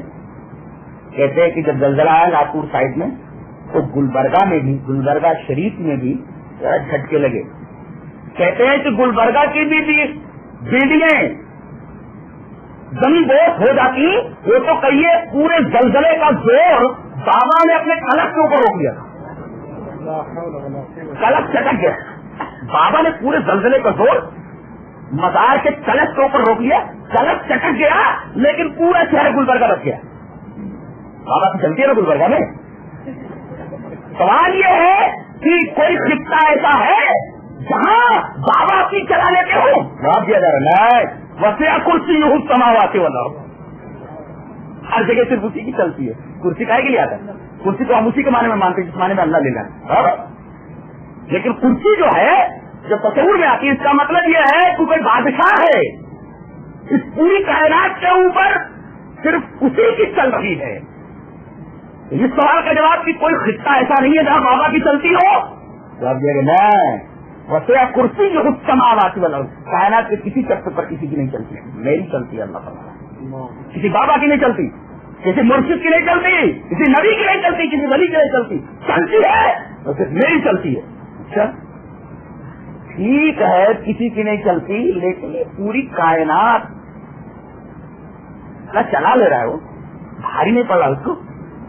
کوئی سپورٹر ہوں گے نا، بابا پیر مرشد حضرت عیسیٰ یا کوئی ہے، اتنی بڑی کائنات کو اکیلا سنبھال رہا ہے، بھاری تو نہیں پڑ رہا اس کو. کوئی سپورٹر ہے کہ نہیں ہے؟ اللہ فرما رہا ہے مجھے سپورٹر کی کیا ضرورت ہے. کائنات پوری کی پوری سنبھالنا، اس کی حفاظت کرنا، اس کی نگرانی کرنا میرے اوپر بھاری نہیں ہے. میرا کوئی شریک نہیں. میں کائنات کے چپے چپے کے اوپر اپنی نگاہ رکھتے ہوا اور ان کی حفاظت اس زحمہ میں آسمان اور زمین کی طرف زمین لوٹ رہی ہے. پوری کائنات کی حفاظت، اس کی نگرانی. کون سا سیارہ کہاں جا رہا ہے، کون سا انسان کہاں ہے، کون سا چیز کہاں ہے. اللہ اکبر سبحان اللہ، کیا بات ہے. آیتن کرسی اللہ اکبر، معنی کا دریا سنہا ہوا سنہا ہے اس میں. اس سوال کا جواب اکیلا ہی سب کچھ کر رہا ہے، کوئی سپورٹر نہیں ہے. حضرت عیسیٰ سپورٹر ہوں، پیرانے پیر سپورٹر ہوں، دستگیر سپورٹر، کوئی سپورٹر نہیں ہے. بڑا یہود ہونا. اچھا آخری جملہ 9واں نویں طریق وہ العلی العظیم، وہ علی ہے اور عظیم ہے. بڑی پیاری صفتیں ہیں. میں ذرا ان صفتوں کی وضاحت کرنا چاہتا ہوں. اور اللہ تبارک و تعالیٰ نے اس آیت کریمہ کا اختتام اپنی انہیں دونوں صفتوں کو اوپر کیا. بہت دقیق بات ہے، اس کو لے کر آپ جاؤ، آج یہی لے کر کے جاؤ. سمجھا رہا ہوں علی مانے بلند. کیسے اس کو سمجھاؤں میں؟ کیوں سمجھا رہا ہوں؟ سلوک کا مطلب ہوتا ہے بلندی. مقابل میں کیا آتا ہے عربی میں؟ اسفل. کوئی اونچا بیٹھا ہوا ہو، اس کے نیچے جو رہتے ہیں ان کو اسفل بولتے ہیں. جو اونچا بیٹھا ہوا ہے اس کو عالی بولتے، اور جو نیچے بیٹھے ہوئے ان کو سافل بولتے. وہ ہے کہ عالی کی صرف سافل برابر، اور علی کی صرف اسفل. کوئی اوپر ہے اور نیچے بیٹھے ہوئے، اوپر والا عالی علی اور نیچے والا اسفل اور سافل. کائے کی بلندی یہ کائے کی دو چیزوں کی اونچائی. ایک تو جگہ کی اونچائی، جگہ میں اوپر ہو، جی جگہ میں اوپر ہو، اور دوسرے مرتبے میں پوزیشن میں اوپر ہو. نوٹ کیا جائے، اگر جگہ اونچی ہو اور اونچی جگہ بیٹھا ہوا تو کہیں گے مکان کے اعتبار سے، جگہ کے اعتبار سے، اسپاٹ کے اعتبار سے اونچا ہو برابر. اور کہتے ہیں کہ کوئی آدمی کسی اعلیٰ پوسٹ کے اوپر ہے تو یہ پوسٹ مرتبہ ہے، تو مرتبے کے اعتبار سے بھی بلند ہوتا ہے آدمی اور جگہ کے اعتبار سے بھی بلند ہوتا ہے آدمی. یہ مطلب ہے بلندی کا جو علو کے مفہوم میں داخل ہے. مرتبے کی بلندی اور جگہ کی بلندی. مکان عالیہ، اللہ تبارک و تعالیٰ نے مکان کی صفت علی ذکر فرمایا تو مکان بھی علی ہوتا ہے، بلند مکان.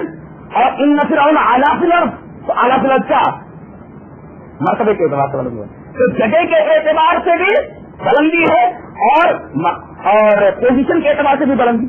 اب عظیم کا مطلب دیکھیے، ابھی میں بتا رہا ہوں ایک مثال دے کر. عظیم کسے بولتے ہیں؟ عظیم کا مطلب ہوتا ہے مضبوط. اسی وجہ سے عربی میں ہڈی کو عظم بولتے ہیں. اب بتائیے پورے جسم کے اندر سب سے زیادہ اہم کون سی چیز ہے؟ ہڈی. ہڈیاں نکال لی جائے آدمی کیسا لگے گا؟ اسی وجہ سے حضرت زکریا علیہ السلام نے جو اللہ کے حضور نے دعا فرمائی ہے وہ کسی ہڈی کا حوالہ دیا. کیا فرمایا؟ ذکر رحمت ربک عبدہ زکریا اذ نادى ربہ نداء خفیا قال رب انی وہن العظم منی. اے میرے رب میری ہڈیاں کمزور ہو گئی. ہڈی کمزور ہو جائے تو پاور ختم ہو جاتا ہے. ہڈی کمزور تو جسم کا پاور ختم. برابر. تو اللہ فرما رہا ہے کہ میں علی بھی ہوں اور عظیم بھی ہوں، یعنی میں بادشاہ بھی ہوں اور میرے پاس پاور بھی ہے. اللہ اللہ اللہ اللہ. سمجھ رہا؟ پوزیشن کے اعتبار سے میں تو بلند ہوں اور پاور کے اعتبار سے بھی بلند ہوں. اب اس کی تمثیل دیکھیے. ایک دربار ہے، ایک اونچی جگہ پر ایک تخت ہے، وہاں پر بادشاہ جلوہ افروز ہے، نیچے درباری کھڑے ہوئے ہیں. یہ بادشاہ کون ہوا؟ علی ہوا. بلند جگہ پر تخت کے اوپر بیٹھا ہوا ہے اور نیچے سے درباری نگاہیں جھکائے کھڑے ہوئے ہیں. تو وہ عالی ہے یہ سافل ہے، وہ علی ہے یا اسفل. اب ایک آدمی آتا ہے بادشاہ کو نظر انداز کر کے، یہ جو نیچے کھڑے ہوئے ہیں سر جھکائے ہوئے ان سے کہتا ہے میری مدد کیجیے. جانتے تین اشخاص کو ذلیل کیا. ایک تو اپنے آپ کو ذلیل کیا اس لیے کہ کچھ دے نہیں سکتے تو خود محتاج جو کھڑے ہوئے نیچے. اچھا، تو ایک تو خود کو ذلیل کیا کہ اسے کچھ ملنے والا نہیں، دوسرے بیچارے دے نہیں سکتے ان کو بھی تم نے ذلیل کیا کہ ان سے مانگا تو وہ دے نہیں سکتے، اور تیسرے وہ بہت غصے میں آ جا رہے مجھ کو ذلیل کیا تھی، مجھ سے مانگنے کے لیے نہیں مانگا. تو گویا جو آدمی اللہ کے علاوہ کسی پیر سے مانگتا ہے، کسی بابا سے مانگتا ہے، کسی نبی سے مانگتا ہے، وہ خود اپنے آپ کو بھی ذلیل کرتا ہے، نبیوں کو بھی، پیروں کو بھی ذلیل کرتا ہے اور اللہ کو بھی چھوٹا سمجھتا ہے. اسی وجہ سے کہا گیا وما قدر اللہ حق قدر. انہوں نے اللہ کی قدر ہی نہیں پہچانی، اپنے آپ کو ذلیل کرتا ہے وہ. اور اسی طریقے سے جن سے مانگ رہا ہے ان کو بھی ذلیل کر رہا ہے، وہ بھی کچھ نہیں دے سکتے. اور اللہ خود سے آ جاتا ہے کہ ان سے مانگ رہا ہے جن کے پاس کچھ نہیں ہے، خود کسی اور سے مانگ رہا ہے، سمندر سے پانی نہیں مانگ رہا ہے. کتنا دے وقوف ہے میں تین تذلیلیں کو ذلیل کرتا ہے، جن سے مانگتا ہے ان کو ذلیل کرتا ہے، جس کو چھوڑ دیا ہے اس کی بھی قدر اس نے نہیں پہچانی. اسی وجہ سے اللہ خود سے میں آ جاتا ہے اس کو چھوڑ کر کے اگر کوئی دوسرے سے مانگے. اسی وجہ سے شرک کو معاف نہیں کرتا، شرک کو معاف نہیں کرتا. اتنی بڑی بات ہو گئی ہے. اچھا، ایک آدمی تخت کے اوپر بیٹھا ہوا ہے لیکن پاور نہیں ہے اس کے پاس. جیسے انڈیا خاندان کا آخری تاجدار بہادر شاہ ظفر بادشاہ کے تخت پر تو بیٹھا ہوا ہو، بادشاہ کے تخت پر بیٹھا ہوا ہے لیکن پاور کہاں ہے؟ انگریزوں کے پاس. عظیم کہہ کر کے جواب دیا جا رہا ہے کہ میں بلندی پر بھی ہوں، پاور بھی میرے ہاتھ میں ہے. میں نے تخت پر بیٹھ کر کے پاور انگریزوں کو نہیں دے دیا ہے، پاور باباؤں کو نہیں دے دیا ہے، پاور مرشدوں کو نہیں دے دیا. یہی تو خیال ہے کہ اللہ کے پلڑے میں وحدت کے سوا کیا ہے؟ لینا ہے جو کچھ ہم کو لے لیں گے محمد سے. نعوذ باللہ من ذالک. یہی تو ہے. اللہ فرما رہا ہے جس خیال میں ہو علی بھی میں ہوں اور عظیم بھی میں ہوں، بلند بھی میں ہوں، بادشاہ بھی میری ہے، بادشاہ بھی میں ہوں اور پاور بھی میرے پاس ہے. میں نے پاور کسی کی طرف منتقل نہیں کیا، پاور میں نے نبی کو نہیں دیا، پاور میں نے پیر کو نہیں دیا، پاور میں نے مرشد کو نہیں دیا، پاور میں نے باباؤں کو نہیں دیا. میں بادشاہ بھی ہوں اور پاور بھی میرے پاس ہے. لہذا مجھے سے مانگو اس لیے کہ میں بادشاہ ہوں، اور مجھے سے مانگو اس لیے کہ پورا پاور میرے پاس ہے. نتیجہ نکلا کہ شرک کی بیماری میں مبتلا آدمی ہوتا ہے علی اور عظیم کی حقیقت نہ سمجھنے کے لیے. اللہ تبارک و تعالیٰ نے پہلے کیا کہا؟ نہیں کوئی معبود سوا اللہ کے، اور آخر میں علی اور عظیم دو صفتیں لانے کے بعد یہ تصور دینا چاہ رہا ہے کہ آدمی شرک کی بیماری میں مبتلا کب ہوتا ہے؟ جب علی اور عظیم کو نہیں سمجھ پاتا تھا. کاش لوگ علی اور عظیم کو سمجھ لیتے کہ میں صفت علو سے بھی متصف ہوں اور ساتھ ساتھ صفت عظمت سے بھی متصف ہوں. میں علی بھی ہوں اور عظیم بھی ہوں کہ میں بادشاہ بھی ہوں، میرے پاس سب کچھ ہے، خزانے میرے پاس ہے، بادشاہ میں خزانے بھی اور پاور بھی ہے دینے کا. اللہ اکبر. لوگوں کو غلطیاں کہا کسی نے سمجھا کہ بادشاہ ہی نہیں ہے, اور کسی نے کہا تو بادشاہ تو ہے لیکن پاور دوسروں کو پاس ہے, ان سے لے لیتے ہیں نا. اللہ اکبر. تو شرک کی راہیں کہاں کھلتی ہے؟ علی اور عظیم اللہ کی یہ دو عظیم الشان صفتوں کو نہ سمجھنے کی وجہ سے. یہ رہی آیت الکرسی کی تفسیر. اللہ نے نیک عمر اور اچھی طرح عطا فرمایا. وآخر دعوانا الحمدللہ رب العالمین. جزاک اللہ خیر. ابھی آپ ماشاء اللہ فضیلت الشیخ جلال الدین قاسمی حفظہ اللہ سے آیت الکرسی کی تفسیر سماعت فرما رہے تھے. کئی اچھے نکات شیخ نے پیش کیے ہیں. دعا کریں کہ اللہ تعالی شیخ کے علم اور عمل میں زیادتی عطا فرمائے. حضرات سے گزارش ہے 2-4 منٹ کے لیے بیٹھے رہیں. کچھ اعلانات ہے پھر اس کے بعد یہاں سے نکلیں. 2-4 منٹ کے لیے, زیادہ وقت نہیں لیں گے. ایک بات یہ ہے کہ کل جو ہے شیخ کے 3 پروگرام ہوں گے انشاءاللہ. کل شیخ کے مختلف موضوعات پر 3 پروگرام ہوں گے. پہلا پروگرام ہوگا خطبہ جمعہ علم کی فضیلت و اہمیت پر, جس کو مسجد میں جو کہ بوادی ثنائیہ میں ہے. اور دوسرا پروگرام ہوگا عصر کے بعد سے مغرب تک حی الکندرہ مسجد عبداللہ بن مبارک. یہ عصر سے مغرب تک محبت رسول کے تقاضے کے موضوع پر. اور تیسرا پروگرام ہوگا کل انشاءاللہ تعالی اللہ کی توفیق سے عشاء کی نماز کے بعد حی العزیزیہ میں مسجد جوہرہ میں انشاءاللہ تعالی ہوگا. عشاء کی نماز کے بعد کل مسجد جوہرہ میں, اور اس کا عنوان رکھا گیا ہے پاکیزہ زندگی پاکیزہ ماحول ہی سے بنتی ہے. انشاءاللہ تعالی اس پر آپ کا خطاب ہوگا. کل کیونکہ چھٹی ہے, آپ لوگ اس سے جو ہے ضرور فائدہ اٹھائیں. اور اس کے علاوہ بھی جو ہے دوسرے پروگرام جو ہے شیخ کے ہیں. تقریباً 16 پروگراموں میں سے آج جو ہے تقریباً 8واں پروگرام ہے. اگلے پیر کو بھی جو ہے دعویٰ سینٹر میں پروگرام ہے, اور وہاں پر بھی جو ہے ماشاءاللہ اب تک تقریباً 2-3 پروگرام ہو چکے ہیں. اور ورکشاپ پروگرام یعنی غیر مسلموں میں کیسے دعوتی کام کیا جائے, اس میں جو ہے پروگرام کے تعلق سے جو ہے ساری باتیں بتائی گئی ہیں. اور جو داعیان گزشتہ جو ہے منگل کو رہ چکے ہیں, ان داعیوں سے گزارش ہے کہ وہ مجھے کر کے یا شیخ ابو سعید سے ضرور ملاقات کرتے ہوئے جائیں. اس کے علاوہ جو ہے ہم اخیر میں سب سے پہلے اللہ تعالیٰ کا شکر ادا کرتے ہیں کہ اللہ تعالیٰ نے ہمیں توفیق دی, اور ساتھ میں ہم جالیات حیت مشرفہ یعنی جالیات فبرین والوں کا بھی شکریہ ادا کرتے ہیں کہ خصوصاً شیخ عبداللہ اشرف صاحب کا کہ آپ نے جو ہے بڑائی ہمارے ساتھ تعاون کیا, اور الحمدللہ انہی کی وجہ سے جو ہے یہ پروگرام جو ہے آج ہوا ہے. اللہ تعالیٰ کی توفیق سے ہم آپ کا بھی شکریہ ادا کرتے ہیں, اور جنہوں نے ہمارے ساتھ جس انداز سے بھی مدد کی ہے ہم آپ تمام کا بھی شکریہ ادا کرتے ہیں کہ آپ یہاں آئے, اپنے وقت نکالے. ہم اللہ تعالیٰ سے دعا کرتے ہیں کہ اللہ تعالیٰ جو کچھ ہم نے سنا ہے اس پر عمل کرنے کی توفیق نصیب فرمائے. کیونکہ وقت جو ہے 10 منٹ کے لیے اگر جو ہے سوال جواب ہو سکتے ہیں تو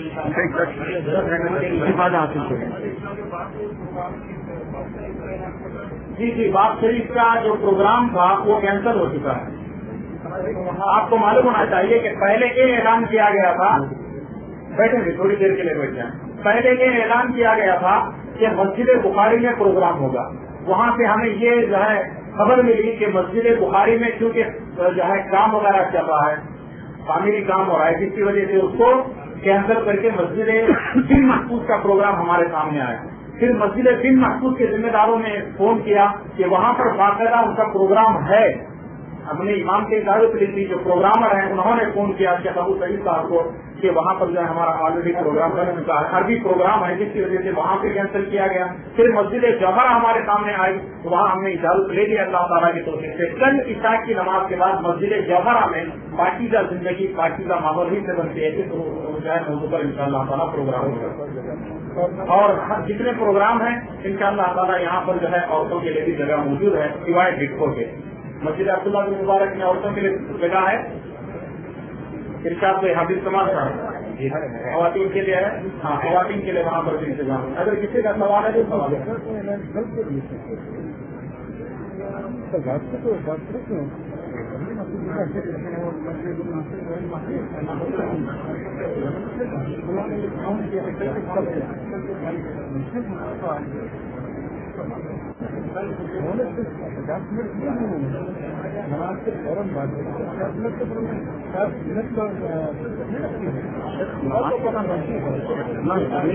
لوگ پروگرام کو آ رہے ہیں مگر مسلمان اور شرک ہونے کا فرق جو ہے نا، اتنے لوگ آ رہے ہیں نا نماز میں بتا دینا میرا تجربہ ہے نماز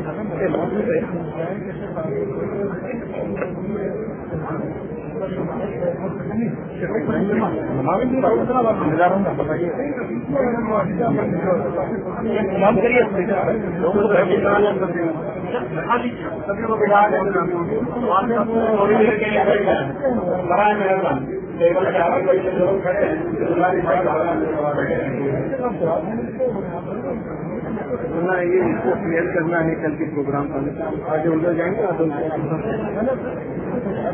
کل کے پروگرام کے تعلق سے مختلف باتیں ہیں، مہربانی فرما کر پروگرام کے تعلق سے اعلان سنتے ہوئے جائیں.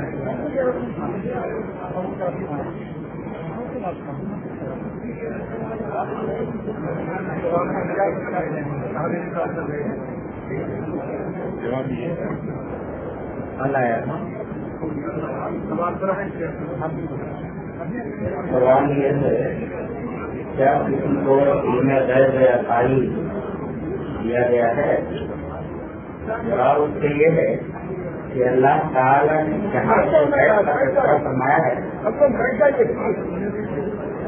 وہاں پر کہیں بھی عطا طلب نہیں، دو الفاظ استعمال کیے ہیں، اطلاع اور اظہار. طلب سے مثلا اللہ نے یہ فرمایا عالم الغیب فلا یظہر علی غیبہ احدا، وہ عالم الغیب ہے، اپنے غیب کو ظاہر نہیں کرتا مگر اپنے رسول سے جس سے وہ راضی ہو. تو یہاں عطا طلب نہیں، اظہار ہے.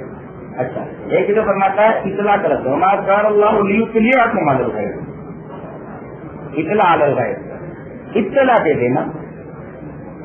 تو یہ دو لفظ ہیں، لہٰذا یہ کہنا کہ علم غیب عطائی دیا گیا ہے، یہ عطائی طلب تو کہیں نہیں، نہ قرآن میں بھی نہ حدیث میں کہیں نہیں ہے.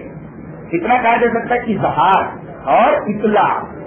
اور اللہ تعالیٰ نے جتنا جس کو بتا دیا، جس نبی کو جتنا علم دے دیا بس اتنا ہی ان کے پاس، اس سے زیادہ کچھ بھی نہیں. بھی بتا دیا ہمیں بلا یحیطون بشیء من علمہ الا بما شاء، جیسے قرآن حکیم معلوم نہیں تھا، اللہ تبارک تعالیٰ نے اپنے رسول کے ذریعے ہم تو مجھے پہنچوا دیا.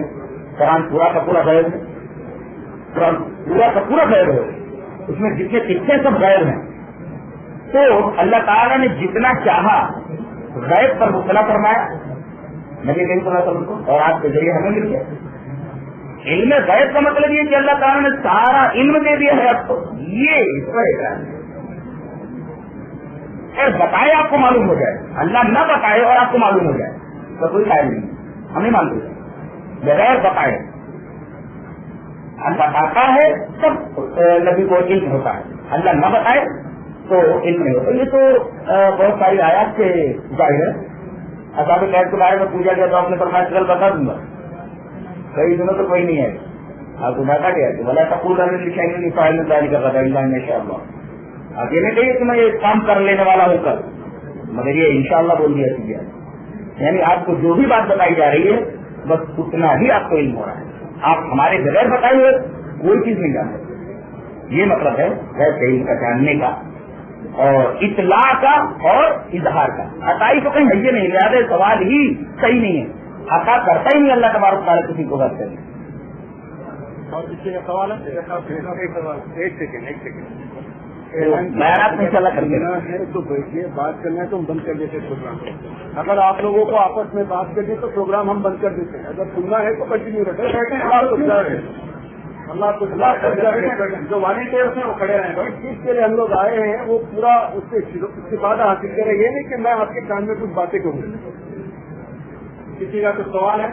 سوال ہے، جواب ہو رہے ہیں. اگر آپ سمجھتے کہ نہیں سننا تو پلیز باہر جائیے، کوئی بات نہیں. اور اگر استفادہ حاصل کرنا چاہتے تو پلیز سنیے. سوال یہ ہے کہ اندھیرے میں نماز پڑھنا کیسا ہے اور وہ قبول ہوگی یا نہیں, یا روشنی کا ہونا ضروری ہے؟ نماز کے لیے روشنی کا ہونا ضروری نہیں. یہ تو کچھ تبلیغی حضرات اور کچھ لوگوں نے یہ معاملہ پھیلایا ہوا ہے. حالانکہ آپ کو معلوم ہے کہ حضرت عائشہ کتنا چھوٹا تھا رضی اللہ تعالیٰ, اور دیکھیں کہ اس میں چراغ بھی نہیں ہوتا تھا. میں ایسے آڑی لیٹی رہتی تھی, نبی کریم صلی اللہ علیہ وسلم سجدے میں جب آتے تو ہاتھ مارتے میں پیر گھسیٹ لیتی تھی, تو آپ سجدہ کرتے پیر پھیلا دیتی. بہت ساری روایات دکھاتی تھی. اس کے لیے روشنی ضروری ہے, نماز کہیں بھی پڑھی جاتی. ایک دفعہ تو نبی کریم صلی اللہ علیہ وسلم آئے تو مسجد نبوی بالکل اندھیرا تھا, ایک صاحب سو رہے تھے تو ان سے آپ ٹکرا گئے. تو کہاں پہلے مساجد کے اندر اور گھروں کے اندر شراب وغیرہ ہوا کرتے تھے اور اتنا تیل ہوا کرتا تھا. حضرت عائشہ فرماتی ہیں کہ اگر ہم کو تیل مل جاتا تو یہ چاہتا تھا کہ تیل ہی کھا لیں.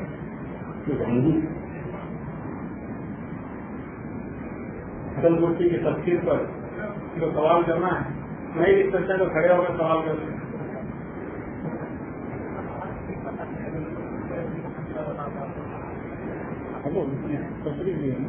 عطا جو ہے لفظ عطا کے تعلق عطا نہیں کرتا. عطا کا مطلب ہوتا ہے ایک معلم جب کسی بچے کو پڑھاتا ہے تو اس کا یہ مطلب نہیں کہ اس کا علم یہاں سے وہاں چلا گیا, اس کا علم اس کے پاس ہے, یہ اس کو بھی معلوم ہو گیا. ایسا ہے, اس کو اظہار بھی بولتے ہیں, اس کو اطلاع بھی بولتے ہیں. علم اسی کے پاس ہے. عطا کا مطلب میں آپ کو یہ دے دوں, آپ کے مالک ہو گئے. یہ لفظ کہیں نہیں ہے, نہ قرآن میں حدیث میں, صرف اطلاع کا لفظ ہے اور اظہار کا. عالم الغیب فلا یظہر علی غیبہ احدا, اور وما کان اللہ لیطلعکم, مطلب تیسرا لفظ کہیں استعمال ہی نہیں ہے. اطلاع علی الغیب ہے اور اظہار علی الغیب ہے بس.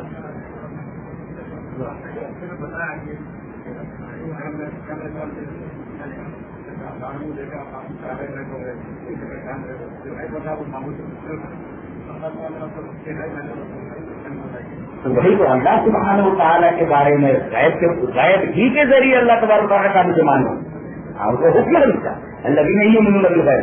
اور جہاں تک اس کو پہچاننے کی بات ہے وہ تو کائنات کے ذرے ذرے سے یہاں ہے. اتنا واضح ہے وہ کہ چاروں طرف دیکھیے تو اللہ تبارک و تعالیٰ کی ربوبیت کا مظہر نظر آئے گا ہر جگہ. اس کا علم اور اسی طریقے سے اس کی قدرت وہ تو کہیں سے بھی پہچانا جا سکتا ہے. کسی نے نہیں دیکھا. جی حیدرآباد میں شیعوں کے معنی میں رہتا ہے. ان کے بیان میں مطلب یہ کہتے ہیں کہ اس میں جو علی کا ذکر آیا ہے وہ حضرت علی کے تعلق سے ہم ان کو اس کا جواب کیسا دینا چاہیے. سوال کو شیعہ علماء جو ہے وہ یہ کہہ رہے ہیں کہ بھائی جو حیدر اس میں علی کا ذکر آیا ہے وہ حضرت علی کے بارے میں عوامی کا ان کو کیسا جو کیسے کریں گے. ایک شیعہ جو ہے ہمارے گاؤں میں ہے بہت سارے, تو ان میں سے شیعہ جو ہے ایک سنی ہمارے فرحان ہیں, ان کو بہت پریشان کیا جاتا تھا. سوال اس کا یہ تھا کہ اللہ تعالیٰ نے جب شیطان سے یہ کہا جو راندے درگاہ ہوا بس ہم تم کا من العالم, وہی احالی کا لفظ استعمال کیا, کیا تو بڑا بن گیا اور عالم میں سے ہو گیا. تو یہ عالم کون ہے؟ یہ وہی علی ہیں اور آپ کے ساتھ حسن اور حسین وغیرہ وغیرہ ہیں سب ہیں اس وقت بھی. ورنہ یہ عالم کون ہے؟ اس وقت کوئی ہونا چاہیے نا, تب یہ کہا جا سکتا کہ تو بڑا بن گیا, یہ عالم میں سے ہے. عالم تو ہونے چاہیے. اس کا جواب کوئی نہیں دے پاتا تھا. اس کے بعد تو میں گھر پہنچا تو میرے سامنے سوال آیا تو میں نے کہا کہ اس سے یہ پوچھنا تھا. اللہ نے فرمایا کہ وہی سننا للملائکۃ اسجدوا لآدم فسجدوا الا ابلیس ابى واستكبر وكان من الكافرين. وہ بڑا بنا اور ہو گیا کافروں میں سے, تو کافر لوگ کون تھے بھائی؟ اتنا ہے کہ عالی لوگ کون تھے, تو یہاں یہ کہا جا رہا ہے وہ کافرین میں سے ہو گیا, تو اس وقت کافرین میں سے کون لوگ تھے یہ بتایا جائے. تو بہت علی العظیم کے اندر کیونکہ اللہ تبارک و تعالی کا نام لے کر کے کہا جا رہا ہے اللہ لا الہ الا ہو, اس میں اللہ تبارک و تعالیٰ کا نام لیا جا رہا ہے اللہ اللہ. اس کے علاوہ کوئی عبادت کے لائق نہیں. وہاں نام بتا دیا گیا ہے، برابر ہے. اور اللہ تبارک و تعالی نے جب اپنا نام واضح کر دیا وہاں، تو اس کا مطلب یہ کہ جتنی باتیں آگے کہی جا رہی ہیں وہ سب اسی کی صفات ہیں. اگر وہاں ڈکلیئر نہ کیا جاتا، اللہ کا لفظ نہ آتا، تو یہ کہا جا سکتا تھا کہ بعد میں کوئی اور صفت بھی ہو سکتی تھی. لیکن اسلوب بتا رہا ہے اور اللہ کا نام پہلے ذکر کیا گیا، اللہ لا الہ الا ہو. اس کے بعد جو باتیں آ رہی ہیں تو اسی کی صفات ہیں. بیچ میں کسی آدمی کی صفت سے جو بتائی جا سکتی ہے، یہ تو مخمل میں ٹیگ کا پیمند ہو جائے گا. اگر وہاں نام نہ ذکر کیا جاتا تو ایسا کیا جا سکتا تھا. اللہ کا نام پہلے ہے، اللہ لا الہ الا ہو. یہ ہے کہ شیطان کی بتائی گئی دین کی بات اللہ کے نبی کے بتانے پر حدیث دی، یعنی دین کی صحیح بات شیطان کی بھی مانی گئی، مگر علم حدیث میں محدثین نے جھوٹ بولنے والے سے حدیث نہیں لی. ہو سکتا ہے وہ صحیح حدیث ہو، وضاحت کریں. دیکھیے انکار حدیث کا جو فتنہ ہے یہ موضوع ایک رکھا گیا ہے، مجھے تو اس پر ایک اصول حدیث ہی کی روشنی میں اس طریقے سے بیان ہو جائے گا کہ انشاءاللہ بڑی حد تک آپ لوگوں کو صحیح اور ضعیف اور موضوع یہ تمام چیزیں سمجھنے میں آپ کو جو ہے بڑی مدد مل جائے گی انشاءاللہ. اس پر ایک محاکمہ ہوگا باقاعدہ اور بہت آسان طریقے سے. لوگ یہ کہتے ہیں مولا کیسے جانے ضعیف کیا ہے صحیح کیا ہے، یہ حسن لغیری کیا ہوتا ہے، صحیح لغیری کیا ہوتا ہے. تو میں ایک تقریر ایسی کر کے جاؤں گا کہ اگر انشاءاللہ آپ لوگ اس کو 2-4 مرتبہ سنیے کیسے لگا کر کے اور بیان میں سنیے تو انشاءاللہ بڑی حد تک آپ کو راہ مل جائے گی صحیح حدیث اور ضعیف وغیرہ سمجھنے کے لیے. اس کے لیے ایک موضوع ہے. کیا صرف جہالت کی وجہ سے معاف کر دیا جائے گا؟ شرک جو ہے یہ جہالت کی پیداوار ہے، کیسے معاف کر دیا جائے گا؟ علم کے بیان میں انشاءاللہ بتاؤں گا کہ شرک نکلتا کہاں سے ہے، اس کا منبع کیا ہے، مقصد کیا ہے. اور آپ کو بڑی حیرت ہوگی کہ اللہ تبارک و تعالیٰ نے جہالت ہی کو اس کا مقصد اور منبع بتایا. اور جہالت کی بنا پر آدمی شرک سے نہیں کر سکتا، وہ شرک کے موقع سے نہیں کر سکتا. اس کی ایک مثال دیں آپ، جیسے آپ بولیں کہ میں عرب کا رہنے والا ہوں یا آپ بولیں میں انڈیا کا رہنے والا ہوں، تو آپ نے بول دیا کہ آئی میں انڈین، میں ایک انڈین ہوں، ایک جملہ کہا تو اس کا یہ مطلب ہوا کہ وہاں کے جو دستور ہیں ان تمام دستوروں کی تمام دفعات کے اوپر آپ کو عمل کرنا پڑے گا. اب ایک آدمی ایسی جگہ ہے جس کو یہ دفعہ معلوم نہ ہو اور وہ کسی کو قتل کر دے، اس کو لایا جائے کٹہرے میں کھڑا کیا جائے، لاکھ بولے کہ مجھے علم نہیں تھا کہ قتل کرنے والے آدمی کو قتل کر دیا جاتا ہے، چھوڑ جائے گا اس کو قتل نہیں چھوڑ جائے گا. ہر آدمی کو چاہیے کہ وہ قانون معلوم کرے کہ قانون کیا ہے. جب آدمی بول دیا کہ میں انڈین ہوں یا عربین ہوں تو اس عرب کا قانون یا انڈیا کا قانون معلوم کرنا ضروری ہے. وہ یہ کہہ کر کے نہیں بول سکتا کہ مجھے معلوم رہتا قانون، میں نے قتل کر دیا اور قتل کا بدلہ قتل ہے، مجھے چھوڑ دیا جائے. کوئی کیا چیز کو چھوڑے گا نہیں، فیصلہ ہی کرے گا. تم کو چاہیے تھا کہ قانون معلوم کرو. انشاءاللہ اس وقت بحث آئی. سوال یہ ہے کہ بجاتی کے شادی کے پروگرام میں جانا کیسا ہے؟ دیکھیے ایسا ہے کہ بجاتی سے دور رہیں، ٹھیک ہے. اگر گھنٹ نہیں ہو رہا ہے اس میں کسی یا اس کو اس کی بات کو تائید نہیں مل رہی ہے آپ کے جانے سے تو آپ چلے جائیں. اور اگر ایسا ہو کہ وہاں جانے سے آپ کے اس کی بدعت کو اس کے موقف کو تائید مل رہی تو آپ ایسی جگہوں پر نہ جائیں. اور اس میں اصل یہ دیکھا جائے گا کہ وہاں جو کچھ ہو رہا ہے وہ خلاف سنت ہے یا خلاف سنت نہیں ہے. اگر خلاف سنت ہو رہا ہے تو آپ کہیں بھی نہیں جا سکتے. کوئی مبتدع کیا کوئی اہل حدیث بھی کر رہا ہو تو وہاں نہیں جانا چاہیے اگر وہ خلاف سنت کر رہا ہو تو. شیخ صاحب آپ نے ابو ہریرہ رضی اللہ تعالیٰ عنہ کی حدیث پڑھی جس میں شیطان کا ذکر تھا. کیا حدیث میں ہے کہ ابو ہریرہ نے شیطان کو بیٹا کہہ کر پکارا؟ جواب کرنا نہیں ایسا نہیں ہے. وہ تو ایک اسلوب ہے، اردو کا اسلوب ہے بولنے کا. جیسے کہتے ہیں بیٹا آج آ گیا تو میرے اس میں ایک اسلوب ہے. وہ کبھی غصے سے بھی کہا جاتا ہے نا بیٹا وغیرہ ایسا، بیٹے تیرے کو چھوڑنے والا نہیں، تمہارا یہ مطلب نہیں ہے بیٹا، وہاں غصے سے کہا جاتا ہے. ایک اسلوب ہے.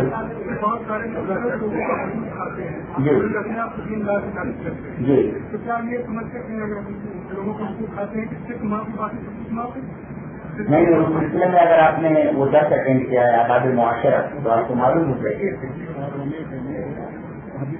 نہیں دیکھیے اصل میں کیا ہے توحید اٹھاتے ہیں کہ اپنے آپ کو یہ دین دار بھی کہہ رہے ہیں دکھا رہے ہیں کیا یہ سمجھ دکھاتے ہیں کہ اللہ سے نہیں معاف کریں باقی سب معاف کر دیں گے؟ نہیں دیکھیے یہ توحید کا قائد جو ہے وہ جنت میں ایک دن جائے گا اتنا ہے. لیکن جہاں تک گناہوں کا معاملہ ہے گناہوں کی سزا کو تو بھگتنی پڑے گی. اس سلسلے میں نے پوری حدیث ریفر کی پوری حدیث ریفر کی تھی میں نے کہ دیکھیے اس کے پاس توحید بھی ہے اس کے بعد نماز بھی ہے اس کے بعد زکات بھی ہے اس کے بعد صدقہ و خیرات بھی ہے لیکن وہ کسی کو گالی دے کر آیا کسی کہا وہ اکلا مالا آتا کوئی جو آپ کہہ رہے ہیں پورا جواب اس میں موجود ہے تو اسے جہنم میں ڈال دے گا پتہ ہے سننا. ابھی اور بات ہے کہ کیونکہ توحید ہے اس کے بعد کیا اگر وہ کبھی جہنم سے نکالا جائے لوگ اس بات پر جری ہو گئے کہ ایک دن تو جنت میں جانا ہی ہے. لیکن جناب یاری ایسا ہے کہ جہنم کی ہوا بھی لگ گئی نا تو دنیا کی ساری ایسے عشرت منٹ میں غارت ہو جائے گی سیکنڈ رہنا اور وہاں رہنا تو بہت بڑی ضرورت ہے. آدمی بول دے کہ میں وہاں رہوں گا اس کے بعد پھر نکال دیا جاؤں گا بہت بڑی ضرورت ہے. آدمی نے جہنم کا صحیح طریقے سے تصور نہیں کیا کہ جہنم کسی خطرناک جگہ ہے. کہتے ہیں کچھ لوگوں کو سمجھایا گیا تو وہ کہتے ہیں کہ پہلے آمین تھی بعد میں منسوخ کر دی پہلے رفع الیدین تھی اس کے بعد منسوخ کر دی. ایسا کریں گے کہ وہ نماز کا جو بیان ہے نماز کے بیان میں پوری کرتے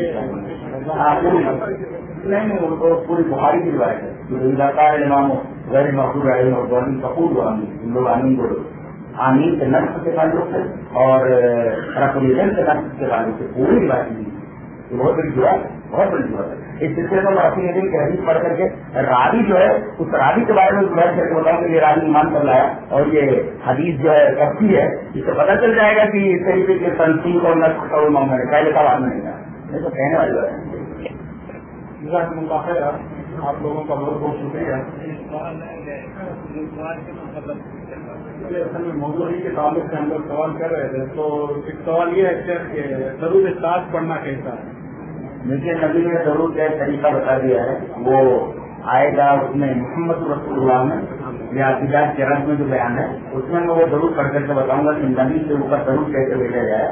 باقاعدہ درود تاج یہ جو کچھ بنائے گئے ہیں درود ان درودوں کا درود لچی بھی ہے درود تاج بھی ہے جی اور اس کے لیے مخصوص تسبیحات ہیں وہ دور سے تو پھینک دی جاتی ہے بڑے بڑے دانے رہتے ہیں اور اس کو پتنگ کی طرح کھینچتے رہتے ہیں. تو یہ تمام قسم کی تسبیحات اور تمام قسم کے جو درود ہیں ان کا کوئی سبب نہیں اس بعد میں ان شاء اللہ کسی موضوع پر بیان دعا